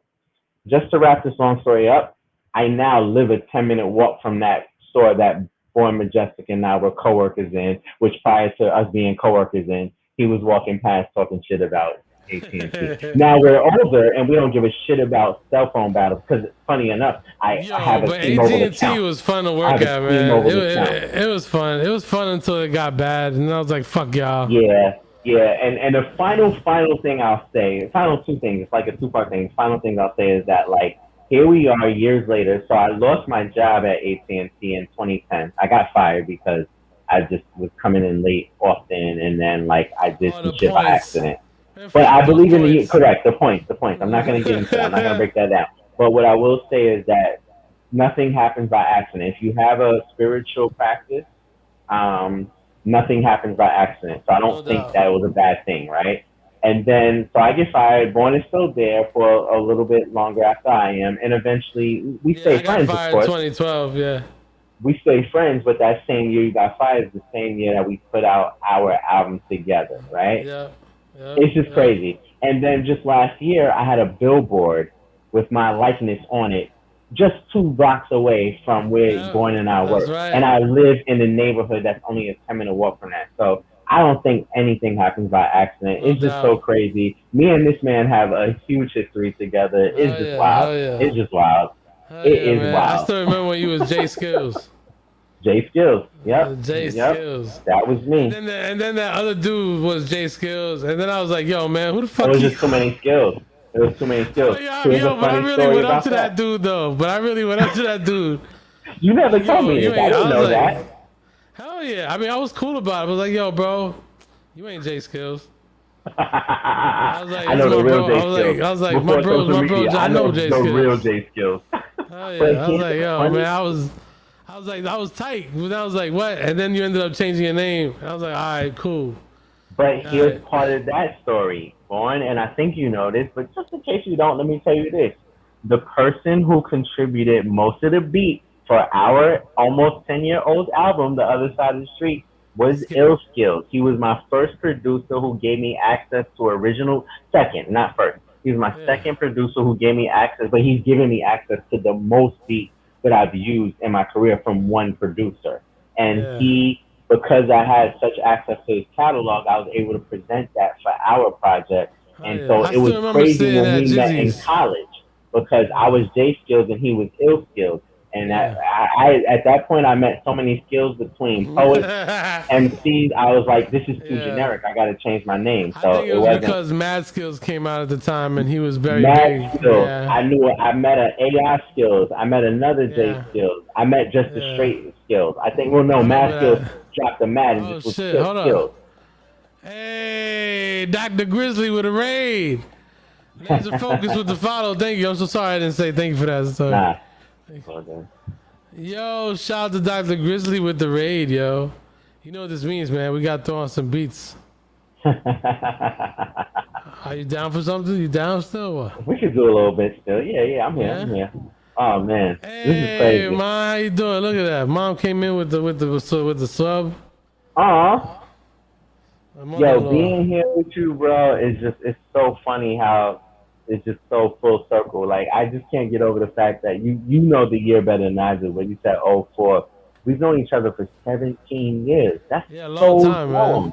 That's so long. We have an album together. We've been co-workers. And that's just crazy. Bro. That's crazy. One thing I will say. I'm thankful. I'm thankful for my life. Seriously, I'm really thankful for my life. The highs, the lows, and everything in between. Nah, no doubt. Because I've had the opportunity to know amazing human beings like you. I'm just thankful. Seriously. Ah, come on, man. I'm alright. You're amazing, bro. You I'm really okay. are. You really are. What up, Matt Hardy? What up, Mom? What up, TJ? What up, Grizzly? Shout out to everybody coming through, man. I'm here chilling. We here chilling with SoSoon. If you ever listen to my music on Spotify, you'll see that I have an album called The Other Side of the Street, and that album is a collaborative album with this brother right here. Damn, that's such a good album. It's aged well. I don't know how you feel, but it's aged well. Like I can still go back, listen to it, and feel good about like the entire. And I'm not saying that to be biased. You know what's funny though is that FOH is the first song that I tried to rap fast on, recorded wise. That's why, like, yo, when I hear it, I kind of cringe. It's probably not my favorite track on the album because of that. But that's just because of me. That's just me, though. Can I say something real quick? Yeah. I had an advantage to the creation of that album, and I just alluded to it, because I had a producer who allowed me access to a lot of beats, And so we just got to have fun. So I got to play beats for you, whatever. And you know me, I'm a conceptual storyteller kind of writer. And so, I came up with some of the concepts on the album, whatever. Yeah, I remember. And I really enjoyed conceptualizing FOH, bringing shout outs to, she doesn't go by Ms. P anymore, but shout outs to Ananiki Peoples, Ms. P, formerly known as Ms. P. Shouts to Madman, my former group member. Not former, we're still a group. We don't perform together anymore, but shouts to Madman. Yeah. Who's a Gemini? His birthday's coming up soon. Oh, wait, that's the other thing, too. Wait, hold up. And then on top of that, when we worked at AT&T, fucking Madman was with the fucking cleaning. Oh, shit, that's right. He worked with the cleaning company that cleaned the same store we all worked at. Was that? Yeah. We were in a group together, and when that store. So again, let me just because you mentioned it, I'm just gonna keep this very brief. But I'm gonna bring more context. I just remember that.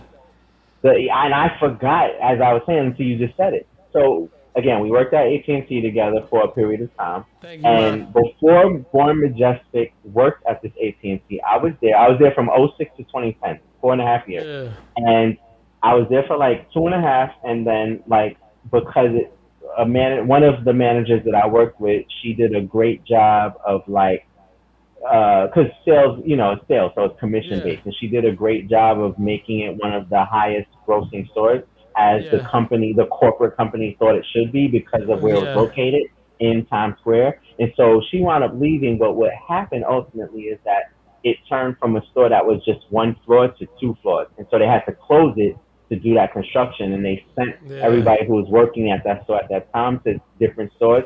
Some were temporary, some were permanent. So they reopened the store. It's now a 2-floor store smack in Times Square, and at some point they had to hire more staff. Bjorn Majestik was hired there. We were friends and coworkers, right? So that's one. And we knew each other by the time you started working. And you started working at 08 or 09? 09? I got the job. I actually came in December of 09. Okay, that's when I left. That's when I left T-Mobile. That makes then perfect I started sense. with y'all because we worked together in 2010. Yeah. It was about a year, and then I lost my job at the end of October. Yeah, I was out there. That's what I mean. Yeah, so I was with you that whole 2010. Yeah. Because I got in that December. I remember that. We were coworkers and friends and fellow, we just knew each other on the scene, and so we were friends, whatever. Oh yeah, right? Of course. So one of my group members at that time, shouts to Madman. I hope that you have a playback so I can show this to Madman as it's coming up upon his birthday in about a few days from now. And and so what happened was because it was such a big store, they hired out cleaners. And and this is not no bullshit because this is New York, working class New York, and just full circle for the sake of the story, I will quickly say that when I lost that job, I was doing a lot of odd jobs to make money, and one of those jobs was cleaning. So I'm not throwing any shade. But at random, one night, I'm in the store because I worked mostly late shifts because my managers always knew that you don't put me on an early shift and expect that I'm going to be there on time. Maybe 11 o'clock to 7:30, 3 to 11 because the store stayed open late. But I'm there at 8, 9 o'clock at night one day, and I see one of my group members who was cleaning the store. How small is the world? So if you are on this Twitch and you have never been to New York and or don't live in New York and you think it's this big place, I'm going to tell you something. It is, and it's not. Because the fact that I could be co-workers with a dude that I knew for 6 years before we started working together in Bourne, and then have somebody who was in our store who was not necessarily a co-worker but worked in the same space as us, who was my group member. That's crazy. That was wild. That's wild. That's wild. That Yo, Reggie's mad cool, man. That's my brother. I always love it because he always got a fucking Dutch around his neck. Always, to this day. I think I'll throw my age out there. I'm 38 now, and he's younger than me. And if we were walking next to each other, most folks, because he's taller and he has more facial hair, most folks would probably think that he was old. I'd say over 90% would think that he's older than me. But I got him by at least 3 years. I'm forgetting how old he's up to time, but I think his birthday is coming up on Sunday, and I have him by at least 3 years. But to this day, he always keeps the Dutch on a chain on his neck. That shit So always yeah, made me laugh, man. I was like, yo, bro. that's my brother. I love him. He's just all about positive vibes. So Hell yeah, yeah, he's a good dude, my man. God. He's Just a good dude, reminiscing man. over here. Really I good hope dude. we're not boring your audience, but you know, we just have a Nah, they love, yo, brotherhood. they love this shit. They love watching motherfuckers yap it up. You know what I'm saying? We I'm just just have a mad I dropped my brotherhood. fucking phone because I have a mop bucket. Every time my dog takes a piss and shit, you know, and I ring it out, and the phone fell in that bitch. So I picked it up real fast and I ran it under hot water. So I was like, fuck, man. But then I was like, the port, I can't charge it yet. So I'm like, fuck. Shouts to Bustelo. I haven't seen him in so long. He don't even Yeah, remember me. Bustelo's If I a come pain in over my to ass. your crib, Bustelo won't remember me. How's he going? Well, I mean, to be honest with you, I don't think he's doing too well, but He's getting up there. I can't afford to do anything Yeah. about it. That's real. I know. It's real. You know, I real. mean, but he doesn't look in any pain, so How old is Bustelo? Like 13? nah. He's not that old yet. He's a little younger than that, right? Wait, hold on, wait. It's We're in 2021. no, he's 11. Yeah, he turned 11. Okay. Yeah, he just turned 11 this year. My bad. So I know you've had him for a minute, but as I said, But he you old know, apparently, like, right? That's like 77 or some shit. Yeah, something like that. Like Motherfucker. 7 dog years for every 1 human year, something like Yo, that. but son, the thing that kills it though is that last year when everybody was doing all that fireworks and shit, this motherfucker would not. Yo, son, it got to the point where he just would not leave the crib. I remember you saying that like on yeah, social son. media or something. Yeah. Son, that shit was horrible, son. This motherfucker. Yeah. Yo, bro, he didn't start going out. Pobrecito. He didn't start having the will to go out till probably like maybe 2 months ago or some shit, 3 months. Yeah, I think I saw that on social media too when you were able to actually convince him to go outside. Yeah, so. yo, because I had to pretend. Yo, every time I pretend if he now he'll go out, but if he stalls, I just pull out my phone and pretend I'm like, yeah, hello, and then he just starts fucking running out. I'm like, I swear, bro, I don't know why, I don't know what it is. I'm like, what the fuck you running out for? You ain't gonna do shit. It's like if he wants to say hello to you, I guess. I don't know. And you keep them in the gate too, so but yeah. Dogs are smart. So they experience emotions and you know all that stuff. So. But yeah, shout to Bustelo. Hell yeah, bro. But yo, would you do you want to wrap it Yeah, all? we supposed to throw the beat on again like 10 let's minutes get it, ago, let's get it, and man. I just got caught up in my storytelling. Go ahead. No, that's all right. I was gonna tell you to shut the fuck up, but I thought it was gonna be rude. No, you're my brother. You're not like a random host that I don't know. It'd be rude if I didn't know you. Unison cord pack. Nah, I just Unison fuck MIDI with you. chord pack. It is super Just useful. make sure you can hear a beat. That's not it. That's I hear a that. commercial. Another commercial with a fly ass beat. Yeah, that's how they do it, man. That's how Search a lot of motherfuckers. instrumental. That's how motherfuckers be getting their shit out there, yo. It's all about. Nah, it makes sense. They You know taking what out I'm paid saying? ads. It be like You that. pay for the ad. It's a beat. Motherfucker hear it right. They're gonna be like, oh wait, let me hear this before we go to the next one. Smart move. Here we go. Let's see. What's up there you go. How about that? Is this boom bap? It's a dark 90s freestyle type beat, and in the picture, There we go. it's none other than Queen's own. SoSoon? Beat. Oh, no. Yeah, it sounds like some like new age mob beat. I like this. Yeah, spit some bars, homie. Yo, I really mean it. I'm hungry for some Cheez-It.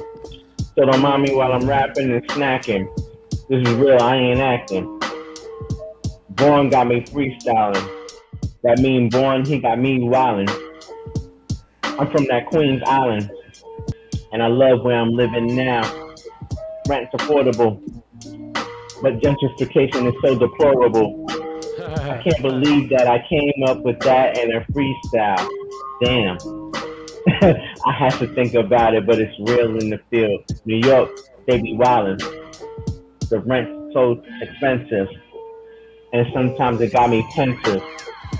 But we figure out a way to make the next day a better day. I'm with my brother Bjorn. Hey, how you doing, bro? I see you wearing Bush with that flow. You one of the illest freestyle beasts that I know. Oh, I'm alright. so soon, never so. And that's how we go, bro. Yo. Yesterday was the 8th. Shout out to the late, great homie Daniel Majestik Sanchez. Hey, it was his birthday. He'd have been 40 if he was still alive. That's my homie till the doors be open on another time. But today, right now, on June the 9th, I gotta say R.I.P. to Pumpkinhead PH. I remember when he died, G. Yo, that was years back. Homie is a legend, and that is a fact. You could Google the name, you could check the underground scene. His voice is insane. Every bar he ever drop hit you like trains, and that's the way it always happens. That's the reason insane. Bars always happen. Yeah, you know, inspired. That's the way we keep it. Yeah, you know, we fired up like a eternal flame at Olympics. That's the way when going off, knowing I'm always limp with. I meant to say limp with. My walk, the way I'm walking, you be thinking I am a pimp sick. It wouldn't matter, understand there ain't no pimp stress. But then again, if she is, then fuck it, that's the if and. Wait, what? I don't know, I was trying to say, if you're a couple, then fucking you're here today. We chillin'. That's the way, what up, it's Jay, yo, Bjorn Majestik. But then again, check it, I love to pray. Not to the gods, but more like to the universe. Check it out, understand that you do thirst for nothing but the real. Of course, I gotta try to deliver. Yeah, what's up? Especially since I stopped saying. Real. I love this dude. Yeah. I appreciate that. Our freestyle session or our like spitting session over this episode. Yeah. Has connected to a couple of very real things. We talked about like our individual histories with like homophobia and like unlearning that toxic shit. Yeah, definitely. And we talked about some people who are really important to the New York hip hop community and the hip hop community abroad, because both of these folks were able to touch people outside of New York. And I didn't know both of them personally, but I knew one, and you just reached out about him, and I didn't realize that we just passed our brother's birthday, but happy birthday, what would have been 40 from what you said, and rest in peace, our brother Majesty. If I could tell you a story real quick about Majesty, you could tell me 100 stories because you were able to get that much more connected to him because y'all basically were part of the team that created Legendary Ciphers. You know what I'm saying? So you got to know him really well. But I'm going to tell you a quick story, and it's really important to me because I didn't get to know him as well because I just wasn't in that team with Shad regularly. And so it's that much more important. So I knew him, he knew me, we knew we. And I don't remember how it happened, but somehow I knew that, maybe it was Adam 7, but somehow I knew that Majesty was connected in Amsterdam. I had my girlfriend of 7 years who's 2 rooms away, and I'm shocked. She must have fell asleep like hours ago because she hasn't come out the room yet, and we've been on here since 11, and it's now 3 hours. So you know, but she had put me on. She found some information and forwarded it to me about a study abroad in Amsterdam. And so I applied and I got in. And I had the fortune of being in Amsterdam for like 2.5 weeks. I was in Europe for a full month. That was the longest I'd ever been outside of New York State in my life. And when I was preparing for that trip, somebody told me, and I'm pretty sure it was Adam 7, but whoever it was, somebody told me that, yo, you should holler at Majesty because, he's been to Amsterdam and he got some connections out there. So I hit him up, and he was gracious enough to connect me to those people. And so sure enough, when I got to Amsterdam, I was able to find a really, oh my God, like it was a medium-sized venue that probably held about a couple hundred people, like 200 people, give or take, like packed shoulder to shoulder, 200 people, maybe 3.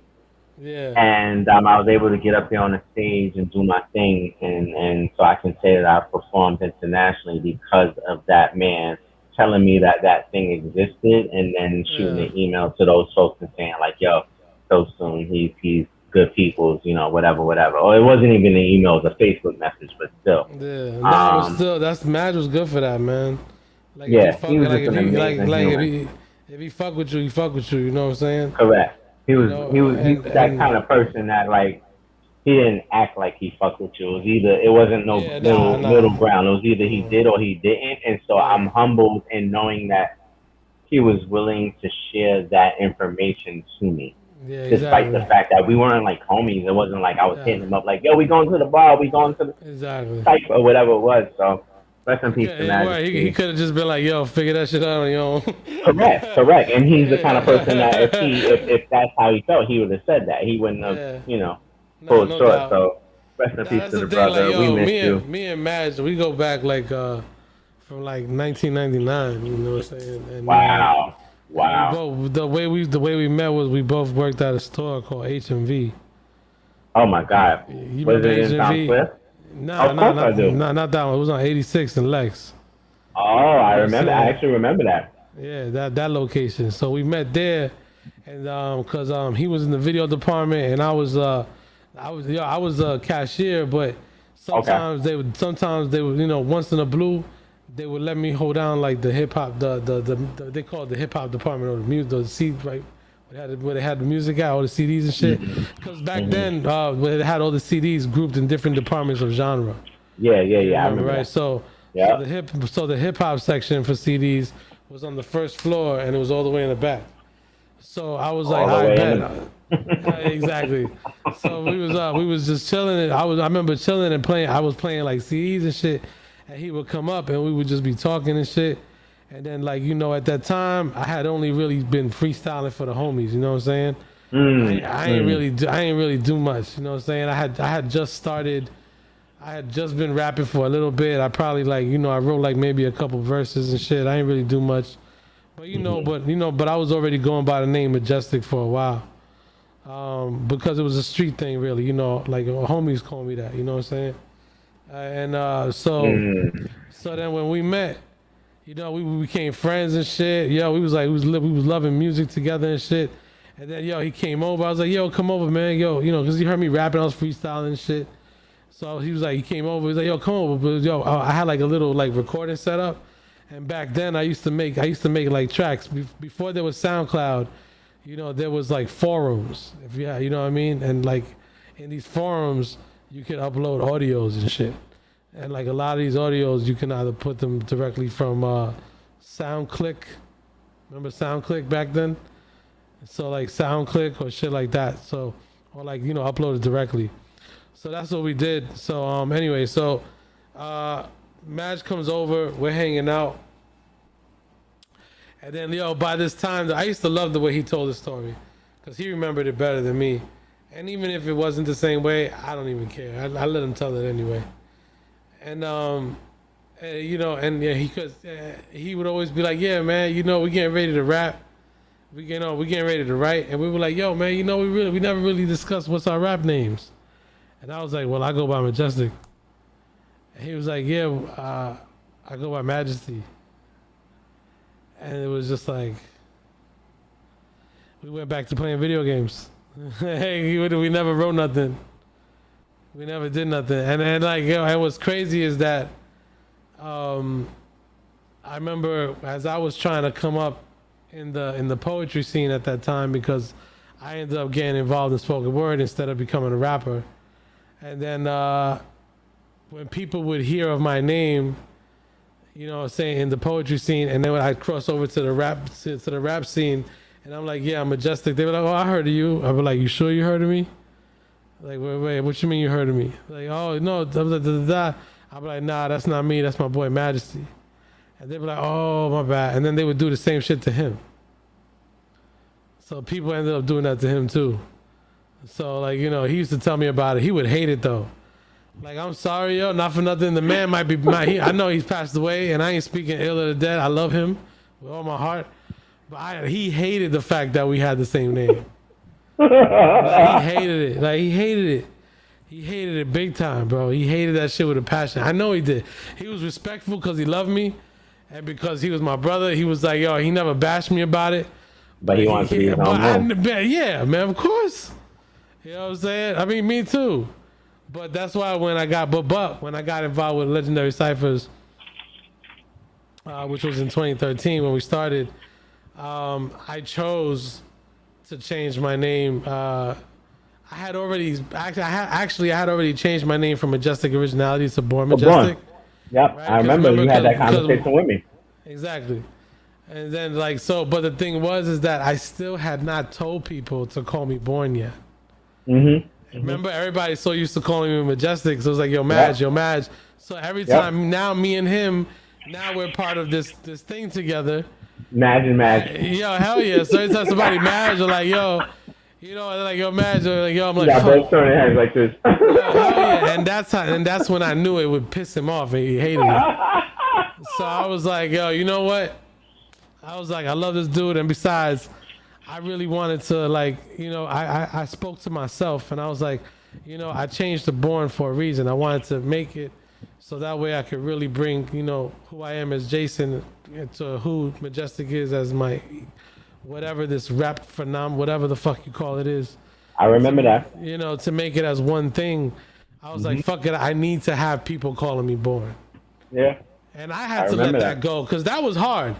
Like, can you imagine? Like, yo, if somebody says, oh, you can't have people call you SoSoon anymore. You know what I mean? It's like, that's hard. People been calling me Majestic for years, bro. I've had it since I was a kid. Exactly, exactly, TJ. Here's my story. Here's my story to that. And before I jump into the story, I don't want to, like, minimize what you said, because it's real. And we, you know, like I said, when I was... But real quick. Go ahead. Just to end it off. But when I told Madge that I made that decision, I know he was happy. He was happy. Yeah, because after that, because he would see me correct people, because I did. I made sure that I would, because I didn't want him to be like, yo, you know, I'm Born. I'll be like, nah, yo, call me Born. That's Majesty. I'm Born. I'm Born. Yep. Exactly. You know what I'm saying? And people just started. You know, and what's funny is that only people that know me from, like, when me and you was running around rapping, they the only ones that still call me Majestic. Everybody else is calling me Born now. Valid. So, you know, R.I.P. to Majesty, but I definitely did that R.I.P. to Majesty. because I was like, I did that for him, man, honestly, also because it made sense, and, you know, it was like, yo, bro, you know, I was getting ready to quit rapping. Even with our album, I was really shitty about it, you know. I always felt bad about that, because I was just like, I gave up on myself a lot back then, you know. I remember. So I needed Legendary. I mean, so that's why Legendary Cyphers helped me out a lot. So that's why I was like, I ain't got no problem doing it, man. I was like, fuck it. I remember, man. And that's why, and everything is said, particularly in the last few sentences, that's why I celebrate you, because I know you. You are my brother. No doubt. You know what I'm saying? You know, if we don't speak for a full year, that doesn't take away from our relationship as brothers. And so I know you, and I know about many of the things that you're talking about right now. And so to have some sense of how much you've overcome as a human and as an artist, and to sustain the way that you have and create community the way you have, that's why I celebrate you. And that's why I don't take for granted what you've done. You know what I'm saying? Because in, you know, all these things that happen these days, I appreciate that there is a culture now, and I hope it's not a trend, and I hope it's long term, but I appreciate there's a culture and a mindfulness and an intention around give people their flowers while they're around. Because I know there was a lot of people who gave Majesty his flowers while he was around. And I'm sure there was a lot of people who didn't, because they were intimidated by him, because he was a leader. He was a strong, alpha kind of leader. And you might, if you didn't know him personally, you might be intimidated by him. But I'm fortunate enough to know him. Again, he wasn't my homie, but at the same time, I knew him well enough that I could approach him, and it wasn't like, wait, who are you again? It was like, I know you. Like, I couldn't do that. You, in your freestyle, and that's why we're having this conversation now, you mentioned Majesty and you mentioned Pumpkinhead, who passed away before Majesty. I didn't know Pumpkinhead well. I knew Pumpkinhead. I knew who he was. But if I went to Pumpkinhead and said, yo, what's up? I'd have to name drop to say, oh, yeah, Substantial's my mentor. Marksman's my homie, for him to pay attention to me. So I didn't waste time and do that. But I knew who he was. So it was a tragedy, not as much for me, but for the New York City independent hip-hop community that Pumpkinhead touched, and the same thing for Majesty. So when I think about you, when I think about your role in Legendary Cyphers, you didn't do it by yourself, but you did it with community, but you still played a very significant part, and you're there. Just because you're not there now doesn't mean you're not there. Doesn't mean that people are not thinking about you. Yeah. That's why I give you your flowers, because I want you to know that you are appreciated and that I am one of many people who love you. And if people are too afraid to say that, then let them deal with their shit. But fuck them. And not fuck them, but like people just grow and learn in their own right. But you and I, we're not far apart in age. You know what I'm saying? So and we've known each other for so long. So we can be very real, because we've had these real conversations with each other. This ain't nothing new. What we doing right now, we've done this. You know what I'm saying? So whatever. Of course. But again, like I said with Majesty, he was just an amazing human being, and I'm just so thankful to have known him. I didn't know him as well as you, but that doesn't mean that I wasn't impacted by him. He's a good dude, man. Like, I mean, we're talking about, like, you know, he helped out with, I believe, with Eric Garner's family. I didn't know that. I know he was helping out with Marley Graham. He was working with the family, with them, bringing awareness to what happened to Ramarley. That makes sense. Yep. That sounds like him. I know. Like, you know, he's led marches and stuff. Like, homie. Oh yeah, for sure. You I know that. Like, you know, like they had, he even did. He was in the trenches. Even when him and Hassan Salam was in when they was in Palestine, they did a little legendary ciphers. You know what I'm saying? And and that's one thing he was. I know he was always proud of, is that, like, the fact that they was in Palestine and they was able to have a cipher, because I remember he said that after it was finished, that, like, one of the guys there was crying, but with joy, talking to him and telling him, like, yo, if they were to do that themselves, then they would have been shot at. They would have been, like, you know, beaten up. But because Americans were there. But because they did it. I get it. It was crazy. I was like, what the fuck? So, I mean, Madge was always happy about that. That man maximized life. He should have been here longer. And, you know, it's you know, the challenging thing is that, so in your freestyle, you know, you're just an amazing person when it comes to freestyle, and you said a lot of things that I connect to. And one of the things that you said, you alluded to, like, universal. You were saying, I'm praying, and you said, but I'm not praying to, like, God. I'm praying to the universe, and that just speaks to me so much. And you know, my spiritual connection. And I'm not gonna go into the deep shit around that. But what I will say is that, like, the hard part when we talk about universe and when we say things like, I don't believe, I want to say that I believe that nothing happens by accident. That includes the things that feel like tragedy, right? When you have somebody that's so close to you, that's so influential, who passes at such a young age, right? And like you said in your freestyle, Maj would have been 40. Yeah, because he was born 81. I'll be 39 at the end of this year, and so I'm only, give or take, a year and a half removed from him, right? Yeah. So it when you say things like, you know, nothing happens by accident, that's the good and the things that don't feel as good, right? Yeah, and I want to acknowledge that. But all that being said, as I was saying, I appreciate, he did a lot for the time that he was here, right? Yeah, he did, and man. He was a trailblazer. He was a trailblazer. And not only that, but, like, he was an MC. He just did a lot with the time that he had while he was here. Like, he really like has, like, one of those stories that sound like it's in a story, because valid. This and dude, you know, like, more you know, than he I was do. an addict. Like, you know, he was an addict for so many years. You know what I'm saying? And he struggled with that. He used to tell people, you know, he tell people straight up, yo, you know, he was homeless for mad long. Like, you know, and, like, yo, and the one thing I hate is that, like, before he died, unfortunately, we had an argument. So it's not like we got, not like our last words were, you know, good. But one thing about Madge is that, you know what, though, is that he wouldn't fight with me. He wouldn't fight with me if he ain't love me. You know what I'm saying? That's real. That's very real. Because if, like, you know, because he was the type that if he don't fuck with you, he don't fuck with you. If he didn't like you, he ain't like you. That's it. He ain't talking to you. It's not. there's no like No gray line. It's no gray there's area. no, It's black and nah, white. they ain't. It's black and white. And you have to be I very. mean, it took me a while to realize that too, because for a long time I felt guilty, because I was like, man, I wish I'd never said what I said. I wish I'd never assumed what I assumed, shit like that. And but one thing about him that I have to admit that I've learned was, it's because of him, because he's the first dude in my life, out of all the guys I know. It doesn't matter if they're considered a good guy or bad guy, whatever. He was the first guy that I knew that was checking me and would be like, "Yo, bro, why you being homophobic?" I see what you're saying. Wow. What I mean? He'd be like, yo, he'd be like, those are homophobic tendencies, right? I was like, the fuck you talking about? I didn't know nothing about male privilege until I met Wow. Because here's the thing, even though me and Majesty knew each other from 1999, we were in and out of each other's lives. Correct. You know what I'm saying? So Yeah. we didn't actually get to come back and be brothers again until he put together Legendary Ciphers.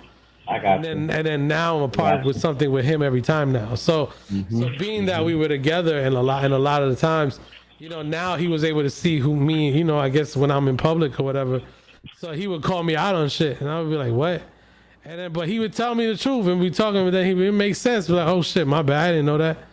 You know what I mean? So and it's and the thing is, what's great about that is that when for me, if you're an artist that has to deal with, regardless of whatever genre you deal with, but if you have an audience in front of you, you don't know who's watching.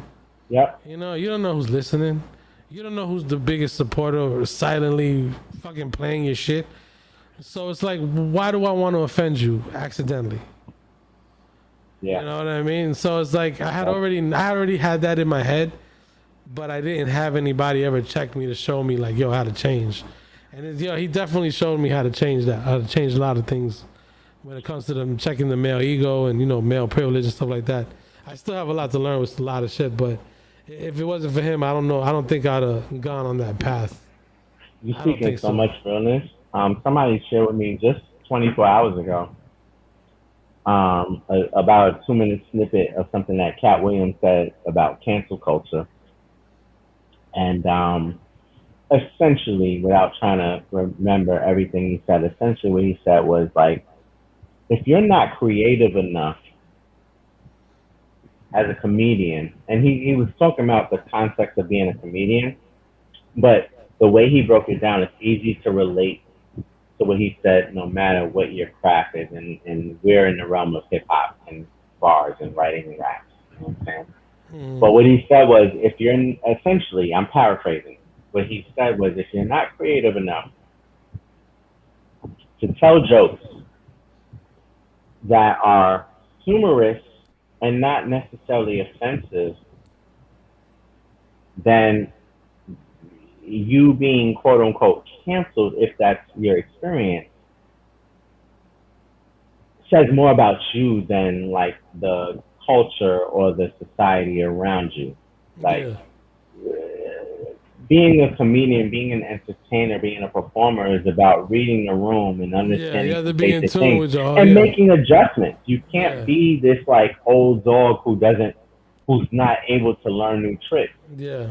In any capacity of an entertainer, you know what I'm saying? Yeah. You can't do minstrel in 2021 and not be very clear about the historical ramifications or something like that. Yeah. You can't be a hip hop artist. Like we were freestyling literally, and like so I said a line when I was freestyling about something homo, and that's not a term that's like acceptable, but it was just the first thing that came out when I was freestyling, right? And then in my mind as a freestyler, as a now like quote unquote retired freestyler, because I don't do it as much as I used to. But I was able to. For anybody listening, real quick, because I know if people watch me, they know I don't let that language fly. Yeah. But the context that he meant it in was more like saying what's up, not like he didn't mean it in derogatory. Yeah, because he was showing love. It just ended up coming out that way. Trust me, I know how it is. I bet that's happened to me before.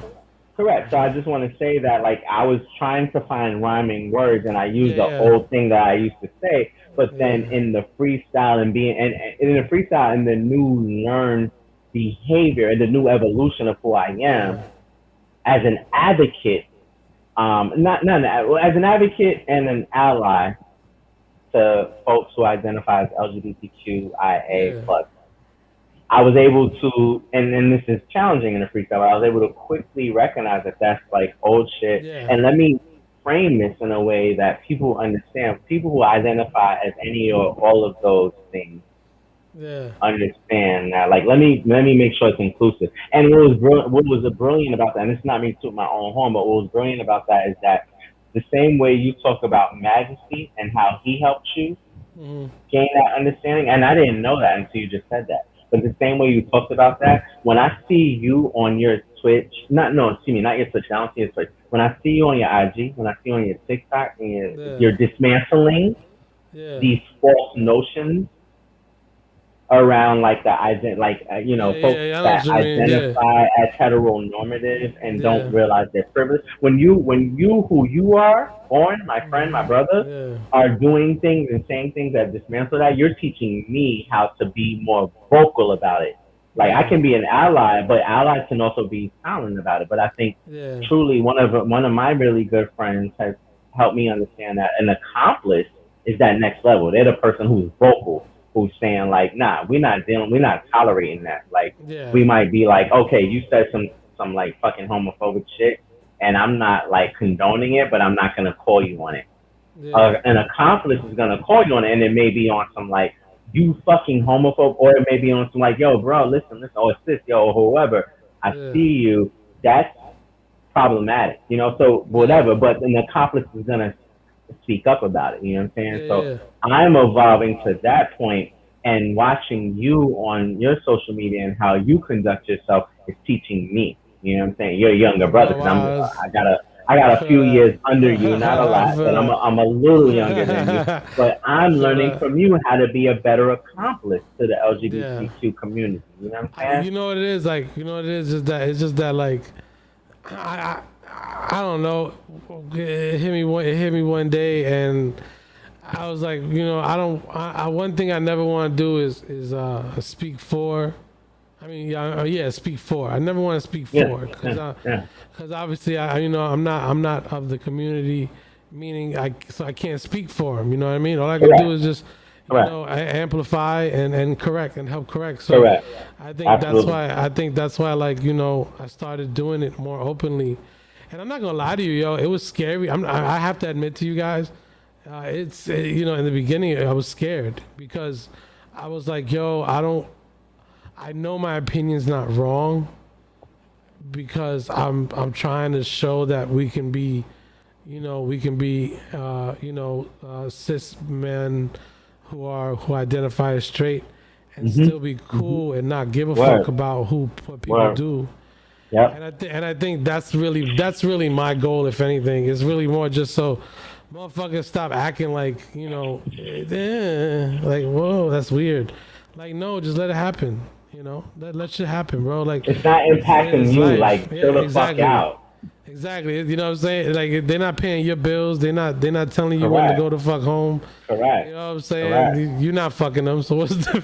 You know what I'm saying? I mean, I think, and not only that, but I think the more, for real, just let it happen, man. I see you. Matt, shout out to Matt Holly 16. I see you. And my thing is just like, I just feel like, but I do believe that more men who identify as straight should speak up. I agree. When it goes to hearing their like fellow friends say some homophobic shit, or say some like sexist, misogynistic shit. Cause like, what's crazy is like, for years I was very misogynistic and I didn't realize it, because I was the nice guy, because matter of fact, that's what I was freestyling about. Yeah, you know what I mean? Like, AT&T taught me that shit, cause like we used to all joke around with each other and shit and talk wild, reckless, you know what I mean? And like, but like, for me, I don't know why, but back then I thought I had the pass. I was cool, cause I was like, yo, you know what I'm saying? I joke one way, they joke on me back, so it's like it's a mutual thing. And then it wasn't until years later I realized like no, there is no mutual thing. What it is that unfortunately women have developed defensive mechanisms in their social existence when it comes to dealing with men. Yeah. And the thing is, like, unfortunately, they deal with men constantly telling them how pretty they are, smile, Catcalling, all the catcalling, all that shit. Damn, you look good. You know, if only, the if only is everything. So because they deal with that, you know, so much, there's guys. In my opinion, I'm not saying they do this. I'm not speaking for women. I just learned something, and this thing is that the guys that I knew that they would say, "Chill, don't talk to me like that," weren't me, because I was never told, "Chill, don't talk to me like that." It was more like, hey, and then joke back and forth. Yeah. You know what I mean? Yeah. But I think the only reason why that happened is because I was safe. So it's like, you know, it was a joke. You know that I wasn't gonna try to act upon it or be like, you know, oh yeah, you know, or treat you like, you know, whatever. You know what I mean? So it's like, so it was like it was allowed to happen, but it was because I was safe, not because they really wanted to joke with me that way. Yeah. You know what I mean? And the same thing with my wife and her family. I would joke around the same way and be like, say the same dumb shit. And it took a lot of years. It took all those years of hearing, yo, you're stupid. And then finally, like I said, Madge was the one that started breaking that into me. Yeah. And then I stopped. I just stopped. I was like, you know what? Yeah. It's a wrap. You know, I mean, there's some moments where you know that you can have these conversations, but you have to assume in general that you can't. And I want to say something to that point to bring it full circle I'll say for me and potentially for both of us. Shit, did I lose my point? Fuck, what was I about to say? Oh my God, what was I about to say? Oh my God, I think I lost my point. Everything you said was valid though. I think that I know what I was going to say. So we opened up this interview with you asking me about like what the experience is about teaching hip hop, right? Yeah. And one of the things that I wanted to say when you were asking those questions, but then you transitioned into something else, and like I was saying to you earlier, this is your show. I want you to guide the interview. I'm a great interviewer. Everything, so it don't matter. Yeah, nah, it's all good, and you're great at it. You're great at it. It's 2:01 a.m. Eastern Standard Time, and we've been on for almost 3 full hours because I came in at 11:06 Eastern Standard, right? Yeah. And it's just been seamless, right? It hasn't been like weird pause moments or anything like that. But here's what I want to say. You were asking me about like teaching hip hop, and I didn't learn that in academia. I learned it experientially, if that's even a word. I learned it from being around amazing people like you and just so many people that were peers of ours in the community. Yeah. For you, it was Majesty. For me, it was Stan at that time, you know, and then you got to know Stan. So it's definitely substantial. It was my peers and groups that I've been a part of. It was so many different people. It was spoken word people because I didn't spend as much time in the hip hop community in New York as I did in spoken word community because I felt more safe in spoken word communities. I didn't want to be a battler or a competitive rapping kind of person, so I felt more safe in spoken word community. Although I've never written a spoken word poem, I've always written rap lyrics and learned how to, you know, just navigate those spaces or whatever. So this is another thing that if you're like, this is not a New York specific thing, but like if you're not an artist or creative, I'm just giving you some context. But my point in saying all this to tie it back to what Bjorn was saying is that like we learn in different ways, right? So when you were asking me earlier about like, you know, the experience of like teaching hip hop, the thing I tell people all the time is that like when I left high school in 2000, when I graduated high school in 2000 and started college, the fall of that same year, if you care enough, folks who are watching, you'll do the math and figure out how old I am and quickly figure out that I'm older than I look, right? Because that's a constant thing for me. But what I learned just like 5 or 6 years ago is that a lot of my learning was not through formal education. It was through quote unquote informal education. It was from going to open mics and fellowshipping with people like a Bjorn Majestik and just numerous people that I probably didn't even befriend as well as I have with my brother who I'm on, whose show I'm on, but like just got to watch them perform and hear about what they're talking about in their poetry and their songs and their rap lyrics and, you know, singing whatever it was and be like, wow, that's a perspective I've never heard. And then wind up interacting with somebody else who's expanding upon that perspective, whatever. Yeah. Like learning comes in so many different ways. And so just to wrap this long stream of consciousness point up, the thing that I want to say to you earlier when you were asking me these questions about like teaching hip hop in these spaces that I've had fortune of being in is that what I'm trying to do, because when I finally finished my bachelor's degree, that was a 15-year on and off experience. I have the tattoo to celebrate it because it was the most important. At this stage in my life, it was the most important day of my life to graduate college. What I'm trying to do, and I'm not the only one, I'm not saying like it's just me, but what I'm trying to do ultimately is open up these spaces and make them inclusive, not just for the learners, but for the educators who didn't get a college degree, who are not credentialed in the traditional sense, but they're credentialed because they were in the trenches for half their fucking life, rapping, freestyling, creating community, doing all these things that help people learn in non-traditional ways. And you are amongst the top of that list on when I think about people who deserve, and I'm not saying, and this is not to say, because I know that you and the legendary Cypress folks have been around places teaching about Cypress, teaching about freestyle, teaching about hip hop and how you can learn from it. And at the same time, I think that you deserve to be in many more spaces teaching that.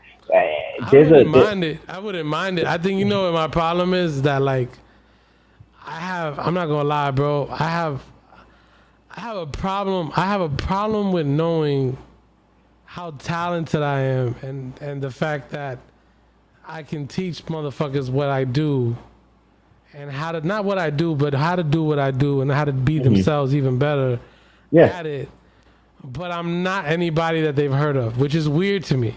Bro, you know I'm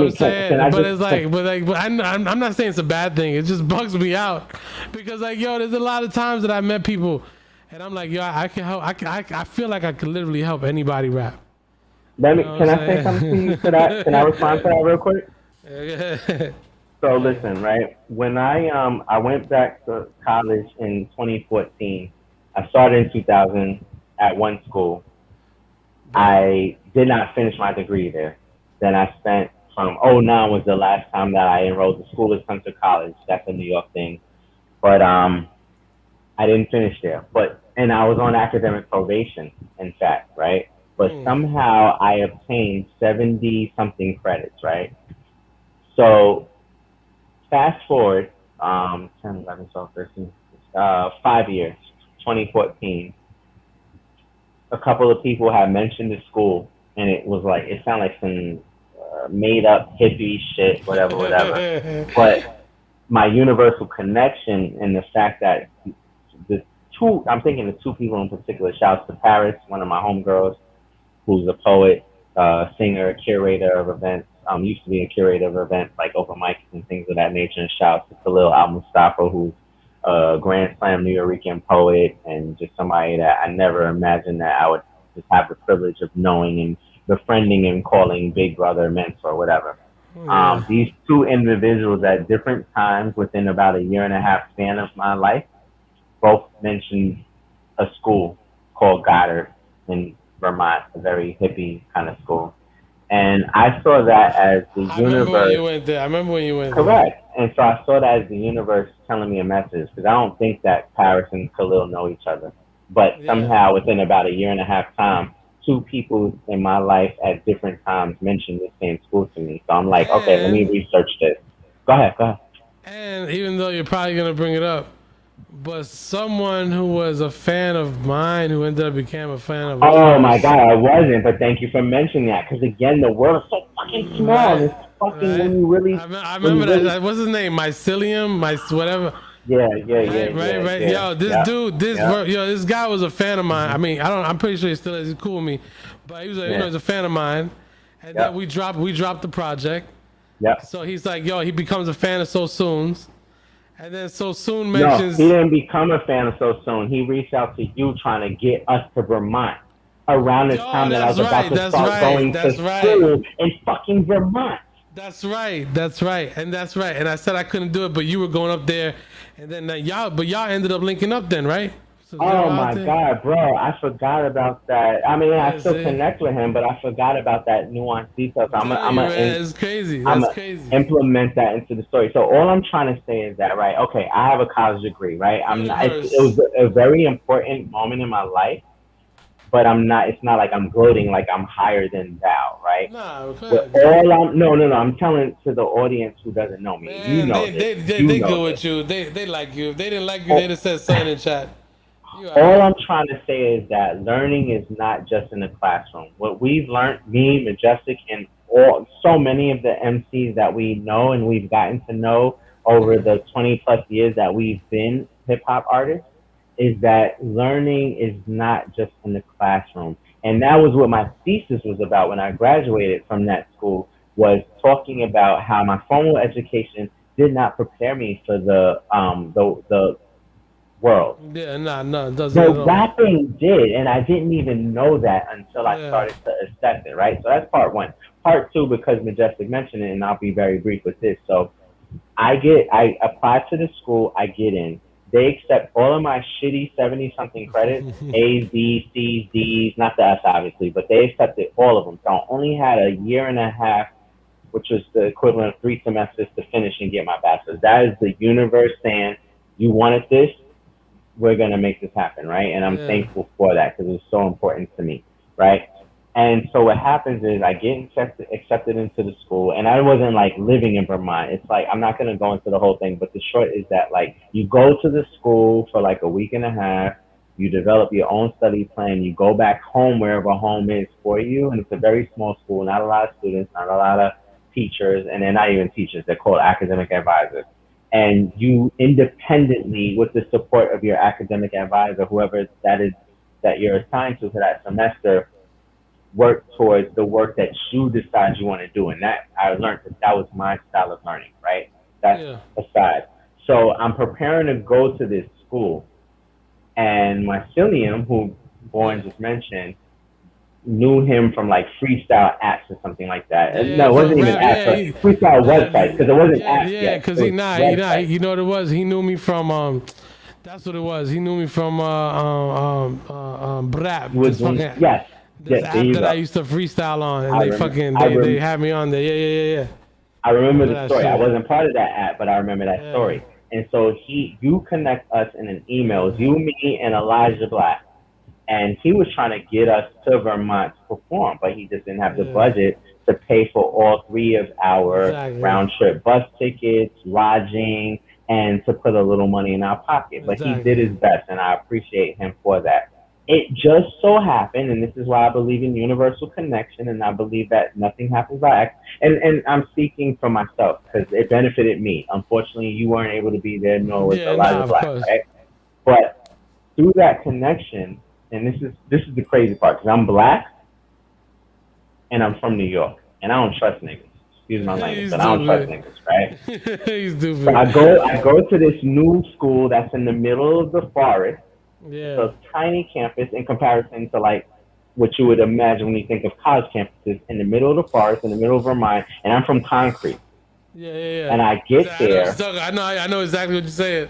and I get there, and I'm just like, this is unique, but I'm gonna embrace it, right? And I'm now connected to this dude, my Cillian, that Bjorn connected me to, and he has a feature at a pizza place, but not how we would think about it in a metropolitan sense. It's basically like a barn converted into a pizza restaurant, right? Like a restaurant. 2 floors. It's a restaurant, has a bar, you know, like what you would think of a restaurant, but not like, I guess if you're thinking of New York, it's not like a tiny pizza spot that you walk into. It's like a big ass, like it has space for performance and like food and bar and drinks and seating, right? Okay. But here's the thing, right? So I'm connected to this dude, and he was also a student at the same school that I just got accepted to. And that's why I don't believe in coincidences, right? Yeah. And so he's like, all right, look, so here's what we're going to do. I'm going to come pick you up because he lives in Vermont. I'm just visiting for a week and a half. I'm going to come pick you up. I'm going to bring you to this place. I have a performance, and I want you to perform during, this night. Yeah. I don't know you from a hole in the wall other than that you're my homeboy's homeboy, but y'all never met in person. So I'm putting a lot of trust out there. And that's why I said I'm black. I'm from New York. I'm from the concrete. And, we don't just be trusting niggas like that, right? Yeah, I feel that. So I put chance to the win. They come on campus in a car. They pick me up. Vermont don't got signal everywhere you go. It's not like New York where you're getting signal on your phone everywhere. So they could have brought me in the backwoods and chopped me up in a million parts. But I trust that that's not going to happen. We drive 40 minutes from campus. This is my first time there. I don't know anybody to say, look, if you can't find me, no doubt, of course. call the cops, right? Of course. I get to this place. It's a lot of white folks, but it's a lot of love. So we go up to the second floor where the event is. I do my thing on stage. He does his thing. And then, he winds up including me in something else that he did for his master's degree. Because he was there for his master's, and I was there finishing my bachelor's. And so I just say all this to say that, look, I say this to say a lot of things, but to just summarize, because I've been talking for a minute, hip-hop is a community. Hip-hop is a community. It was designed like that from the beginning. Whether or not they meant it, it was designed like that. And then there was a certain point where they were very intentional about it. And it was designed like that very intentionally. And so for me, who was privileged enough and able to put the work and effort in to finish something that I started in 2000, and I have to say that I got my credentialed bachelor's degree. I'm not trying to be exclusive, right? I'm trying to open up doors for people who didn't get the formal educational experience that everybody deserves, but they still learned shit and they still are knowledgeable enough to teach shit. And Bjorn and Elijah and just, I can name a list of 100 people who deserve to be in these spaces teaching people. Because when you talk about the power of the cipher alone and how Legendary Ciphers has held that space for almost 10 years in Union Square, which is known for activism and for protest and these kind of things and actions. And that y'all have held this space despite police interference and all the things that you've overcome, despite the loss of our brother, who was one of the people who helped to curate this space. That's the kind of learning that people in traditional academic spaces need to hear. So that they don't go into the world all bushy-tailed and bright-eyed thinking that everything is pretty. You know what I'm saying? You have as much knowledge because of your 20-plus years as a practitioner of spoken word poetry and hip-hop and now hosting. And you've done so much, bro, and that learning is not appreciated enough. And so all I'm trying to do is open up those spaces because that learning is valuable, and people and academia will tell you it's not. So that's my long spiel. I'll tell you one thing, man. It's gonna be. I'm always down for it because one thing about spoken word that I can't ever regret about it is that it taught me something that being a rapper I couldn't have ever learned, and that was how to really perform. Because back then, I agree. Back then as rappers, nobody was teaching. Ain't no rapper out here was teaching you how to really work a crowd. Yep. Or how to really perform. Yep. And the spoken word that gave me the space to actually perform. Because why? I was watching other people perform. Yep. And I'm like, how do I apply this or do it my way? So, I love performing because of that. And if I never did that, I don't know. I really don't even know where I'd be today. And the difference between you and me, bro, I'm off camera. I'm off camera pouring some red wine because you told me that the one prerequisite to being on this show is to get fucked up. So I've just been drinking. So, but I just want to say really quickly that the difference between you and me is that you were both a poet and an MC. I never wrote like what we would consider poetry, right? Like there's those Yo, but that's the people thing who too, would is that say like, hip yo, hop is poetry, but when I think about the separation between the two, I didn't write. The last time I had written poetry prior to being on the hip hop scene was like a junior high school student. You know what I'm saying? like, yo, But I agree with you that I learned so much about performing from being around spoken word. I learned how to project my voice. I learned how to deal with whatever comes to you in the moment. So you might be in a venue and it's not hip hop. So you're not performing with beats. They don't even have a sound system. So I learned how to project my voice. I learned how to perform my music as powerful with beats as I could without beats. I learned how to perform as powerful with a mic as I could without a mic. You also learn how to perform while listening to motherfuckers. You also learn how to perform while listening to the bar and make mad noise while they clean the fuck up. Correct. All those things. All those things. And you could be like the shut the fuck up kind of person and capture people's attention, or you could be the person that was like, I know that the words I'm saying and the way I project is so powerful that I'm gonna capture people's attention without having to tell them shut the fuck up. So I agree with you full-heartedly that the spoken word scene, not only did I learn a lot, but it introduced me to Q because we were at the Bowery Poetry Club when we met, and y'all were performing poetry. We were. It was me and Words and Chilo and. How crazy is it that you and I were both in different groups, but we were doing the same thing? We were in fusion hip hop spoken word groups. That's exactly how it was. I didn't know that was a thing until I got into my group, the Cataclysm. Shout out to all the members: Prolific, Marksman, True Beta, Dark Side. Prolific, Marksman. Yeah. He's good. He's a teacher also. But like, how crazy is it? And I can't speak for you. I'm speaking for myself. But how crazy is it? For me, it was crazy. Like, okay, so we're in a group that blends hip hop and spoken word. I don't do spoken word, right? This is the breakdown of the Cataclysm. 5 members. 1 does all hip hop, only hip hop. That's me. 1 does only poetry. That was Prolific. Yeah. The other 3 do both hip hop and rap, and 2 of the members, hip hop and rap, do rap and spoken word, and 2 of the members did rap, spoken word, and produce beats. We were a very dynamic group, and I thought that was unique, and it was because there wasn't a lot of groups like that. But then we go to the Bowery Poetry Club and we meet El Grito de Poeta, and you're a part of that, and it's the same thing, but basically like all Latino. That's the only difference. And I think you actually had a woman in your group. Those are the only differences. But y'all were doing the same thing. Y'all had MCs in your group. Y'all had spoken word poets in your group. Yo, I'll be real with you though, bro. But like, what was weird about it was like, for like those first 5 years of El Grito de Poetas. Honestly, man, we did a lot in the spoken word community. Oh, I know. I remember. I have pictures and flyers. It was weird to be a part of that, but I was also happy and proud of it. But I don't want to talk about me right now. I'm talking about you. So, but I will say this though. I myself am starving, so I need to eat, especially so I can take these antibiotics. Yeah. But yo, bro, I have had a great time with you here. We've been on for 3 hours. You told me max 2, and it doesn't feel like it's even been 3 hours. This has been so fun. But that's why it's been. That's the way it's supposed to be. You're supposed to have fun. You know what I'm saying? Now, I hope the audience enjoyed. But if you didn't and you were bored out of your life, this was fun. I don't care. I'm sorry, y'all, but I don't care. If they was bored, they would leave, man. Don't worry about it.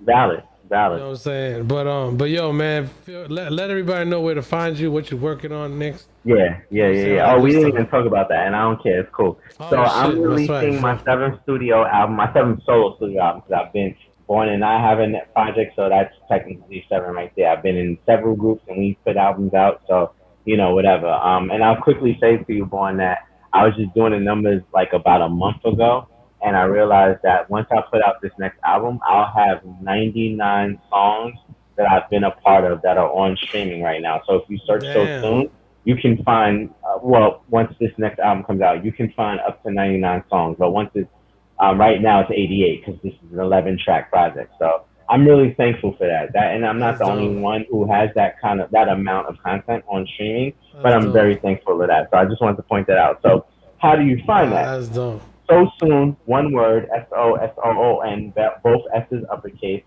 Search it on any streaming platform and you'll find me. On Instagram, which is the primary social media that I use, it's SoSoon. You can find my merch site, Shop So Soonish. That's an Instagram page, and if you go to shopsosoonish.com, that's my website where I sell my merch. I'm wearing it now, and I'm gonna get on my one of my kitchen chairs because you can't see the full image of the shirt. But here we go. So this is to celebrate graduates. It's called See the Future. It's a very kind of trippy kind of. But if you look closely, these are like people in their caps and gowns, like black and brown people in their caps and gowns. And this is the sunset. So that's what the image is. If you're interested in it, DM me on Instagram at SoSoon or Shop So Soonish, and I'll give you a discount if you want to purchase one for yourself or any graduates that you know. And then, I'm on Facebook, but I don't use Facebook. I'm on not TikTok. Yeah, TikTok. I'm on TikTok at Shop So Soonish. I'm trying to get into TikTok more.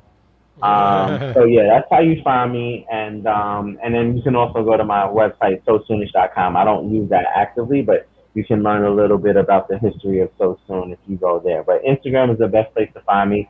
And then the final thing I'll say is that I alluded to this, but I'm in the process of releasing my seventh solo studio album. Let me be very clear about that. It's called Involuntary Immigrant. It is basically, in a nutshell, about the Black male experience in America and the challenges that come with that. I'm releasing my first single next Friday, June 18th, the day before Juneteenth. It's called Snow Globe. It's about wanting and needing isolation at times when there's so much stimuli out there that just impacts your experience. So check that out, and you can go on my IG and see, how we've broken down the album cover that was created by a dope artist named Caesar Nash. Collage, and it's got a lot of faces and things on it, and he was kind enough to break down what's happening on the cover, so I've been doing a lot of that on my IG. So that's everything you can find about me. The album, I haven't said this publicly until now, but the full album will drop in August because that's hip hop month, and that'll be, that hip hop's birthday is in August 11th, I think, to be specific. And so I want to drop it around hip hop's birthday. And so, but in the meantime, you'll get the first single in June, the second in July, and then the full album in August. A doc, a book. So a lot of things are happening. So if you fuck with anything I've said or done over the last 3 hours of this Twitch stream, then just find me on IG at SoSoon, and then I can plug you into everything else if this was too much information to process. So it's all good, man. Yo, shout out to SoSoon for joining us. For everybody watching, yo, TJ, I didn't know you redeemed the voice changer.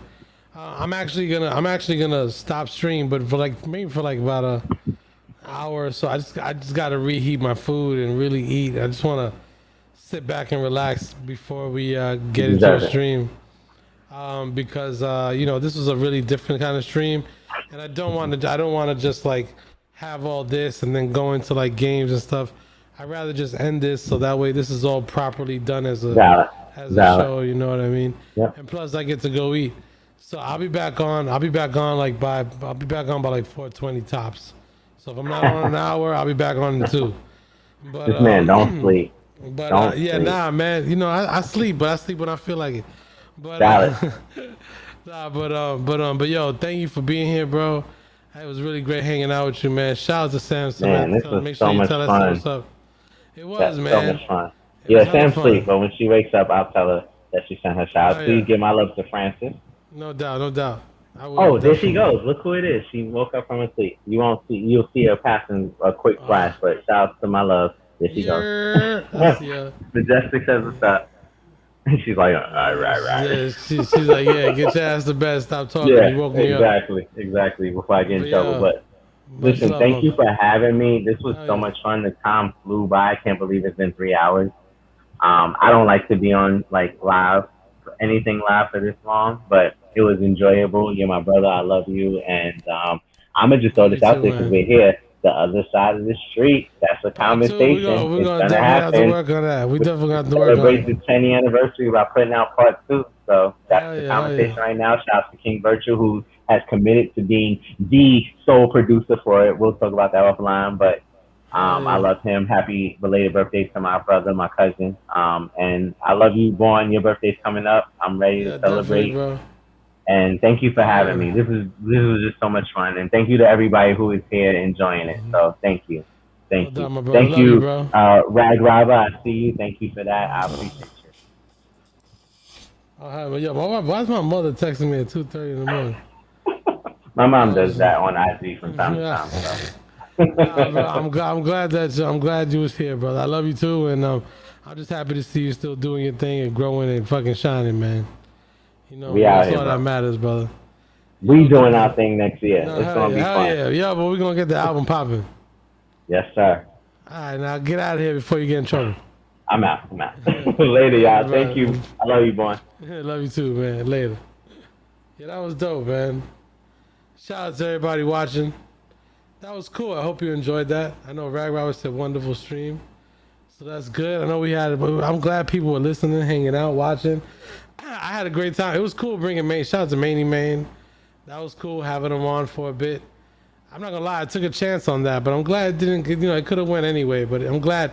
I want to give him props because, Rag Robert said face. I hear that. What is it? I want to give Maney Maine some props though, because you know he was catching himself. Like when he was like said certain things, he was like, you know, you could tell that he was like, oops, my bad. So at least he's aware. Well, thought that was cool, man. But he was cool, dude, man. This was fun talking to him. I definitely hope. I know he said he don't know if he'll do it again, but if we do, I wouldn't mind. But you guys are dope. I'm gonna go eat, and I'm gonna watch some Bar Rescue.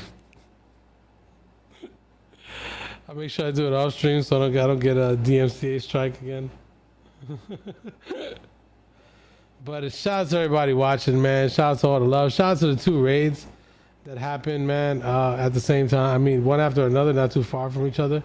That was Dr. Grizzly and who else? Who else raided? Sorry. Oh my god. Oh, Pedro's Grow Room. Yes. Shout out to Pedro's Grow Room for the raid and Dr. Grizzly for the raid. Shout out to my mother-in-law for resubbing. Shout out to Janelle, my brother, for resubbing. Shout out to everybody for the love and the biddies, man. You guys are amazing. I will be back in a little bit. And remember, go do what you're doing. When I come back on, if you're here, you're here. If you're not, cool. It's okay. I won't get offended. I'll probably be like about an hour or two. I'll try not to be 2 hours mainly, but I'll definitely be gone about an hour. Just being honest. I gotta heat up a Stromboli. That thing's gonna take forever to heat up. And that's not gonna. It's not a 1-2 punch. You know. So I'm gonna check the air fryer to see if I ever cleaned it out. If I did, maybe I could use that. It'd be quicker. But anyway, I love you guys. Thank you for watching. Shout out to you guys. Off Top with Bjorn Majestik. Our guest tonight was SoSoon. It was really great. I really want to do some more. Obviously, I'm gonna keep doing this every Tuesday at 11 p.m. Eastern. Make sure you catch us. I want to make sure I change this before I leave. Because because I'm not gonna lie, I was gonna have my archive for subs only, but then I think I switched it back. So I just want to make sure. So that way you guys get to enjoy the replay.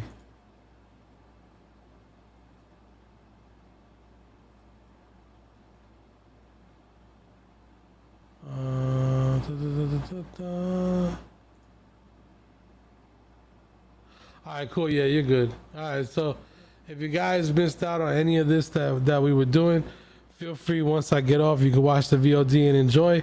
And then I'll be back in about an hour or two. So stay baked, stay blessed.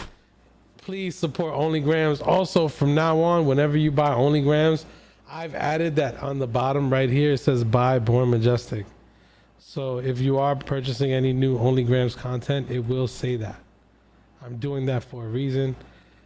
Because there's way too many people doing OnlyGrams shit nowadays.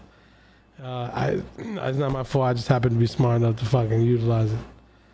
So I'll catch you guys in a bit. All right. I love you. Love you, V. I see you. Happy Pride to everybody. Like I said, happy Pride 24/7, 365, 366 on leap years. See you in a bit. Yeah, I'll be back. I'll be back, I swear. I'll be back, I swear. Peace. See you in a bit.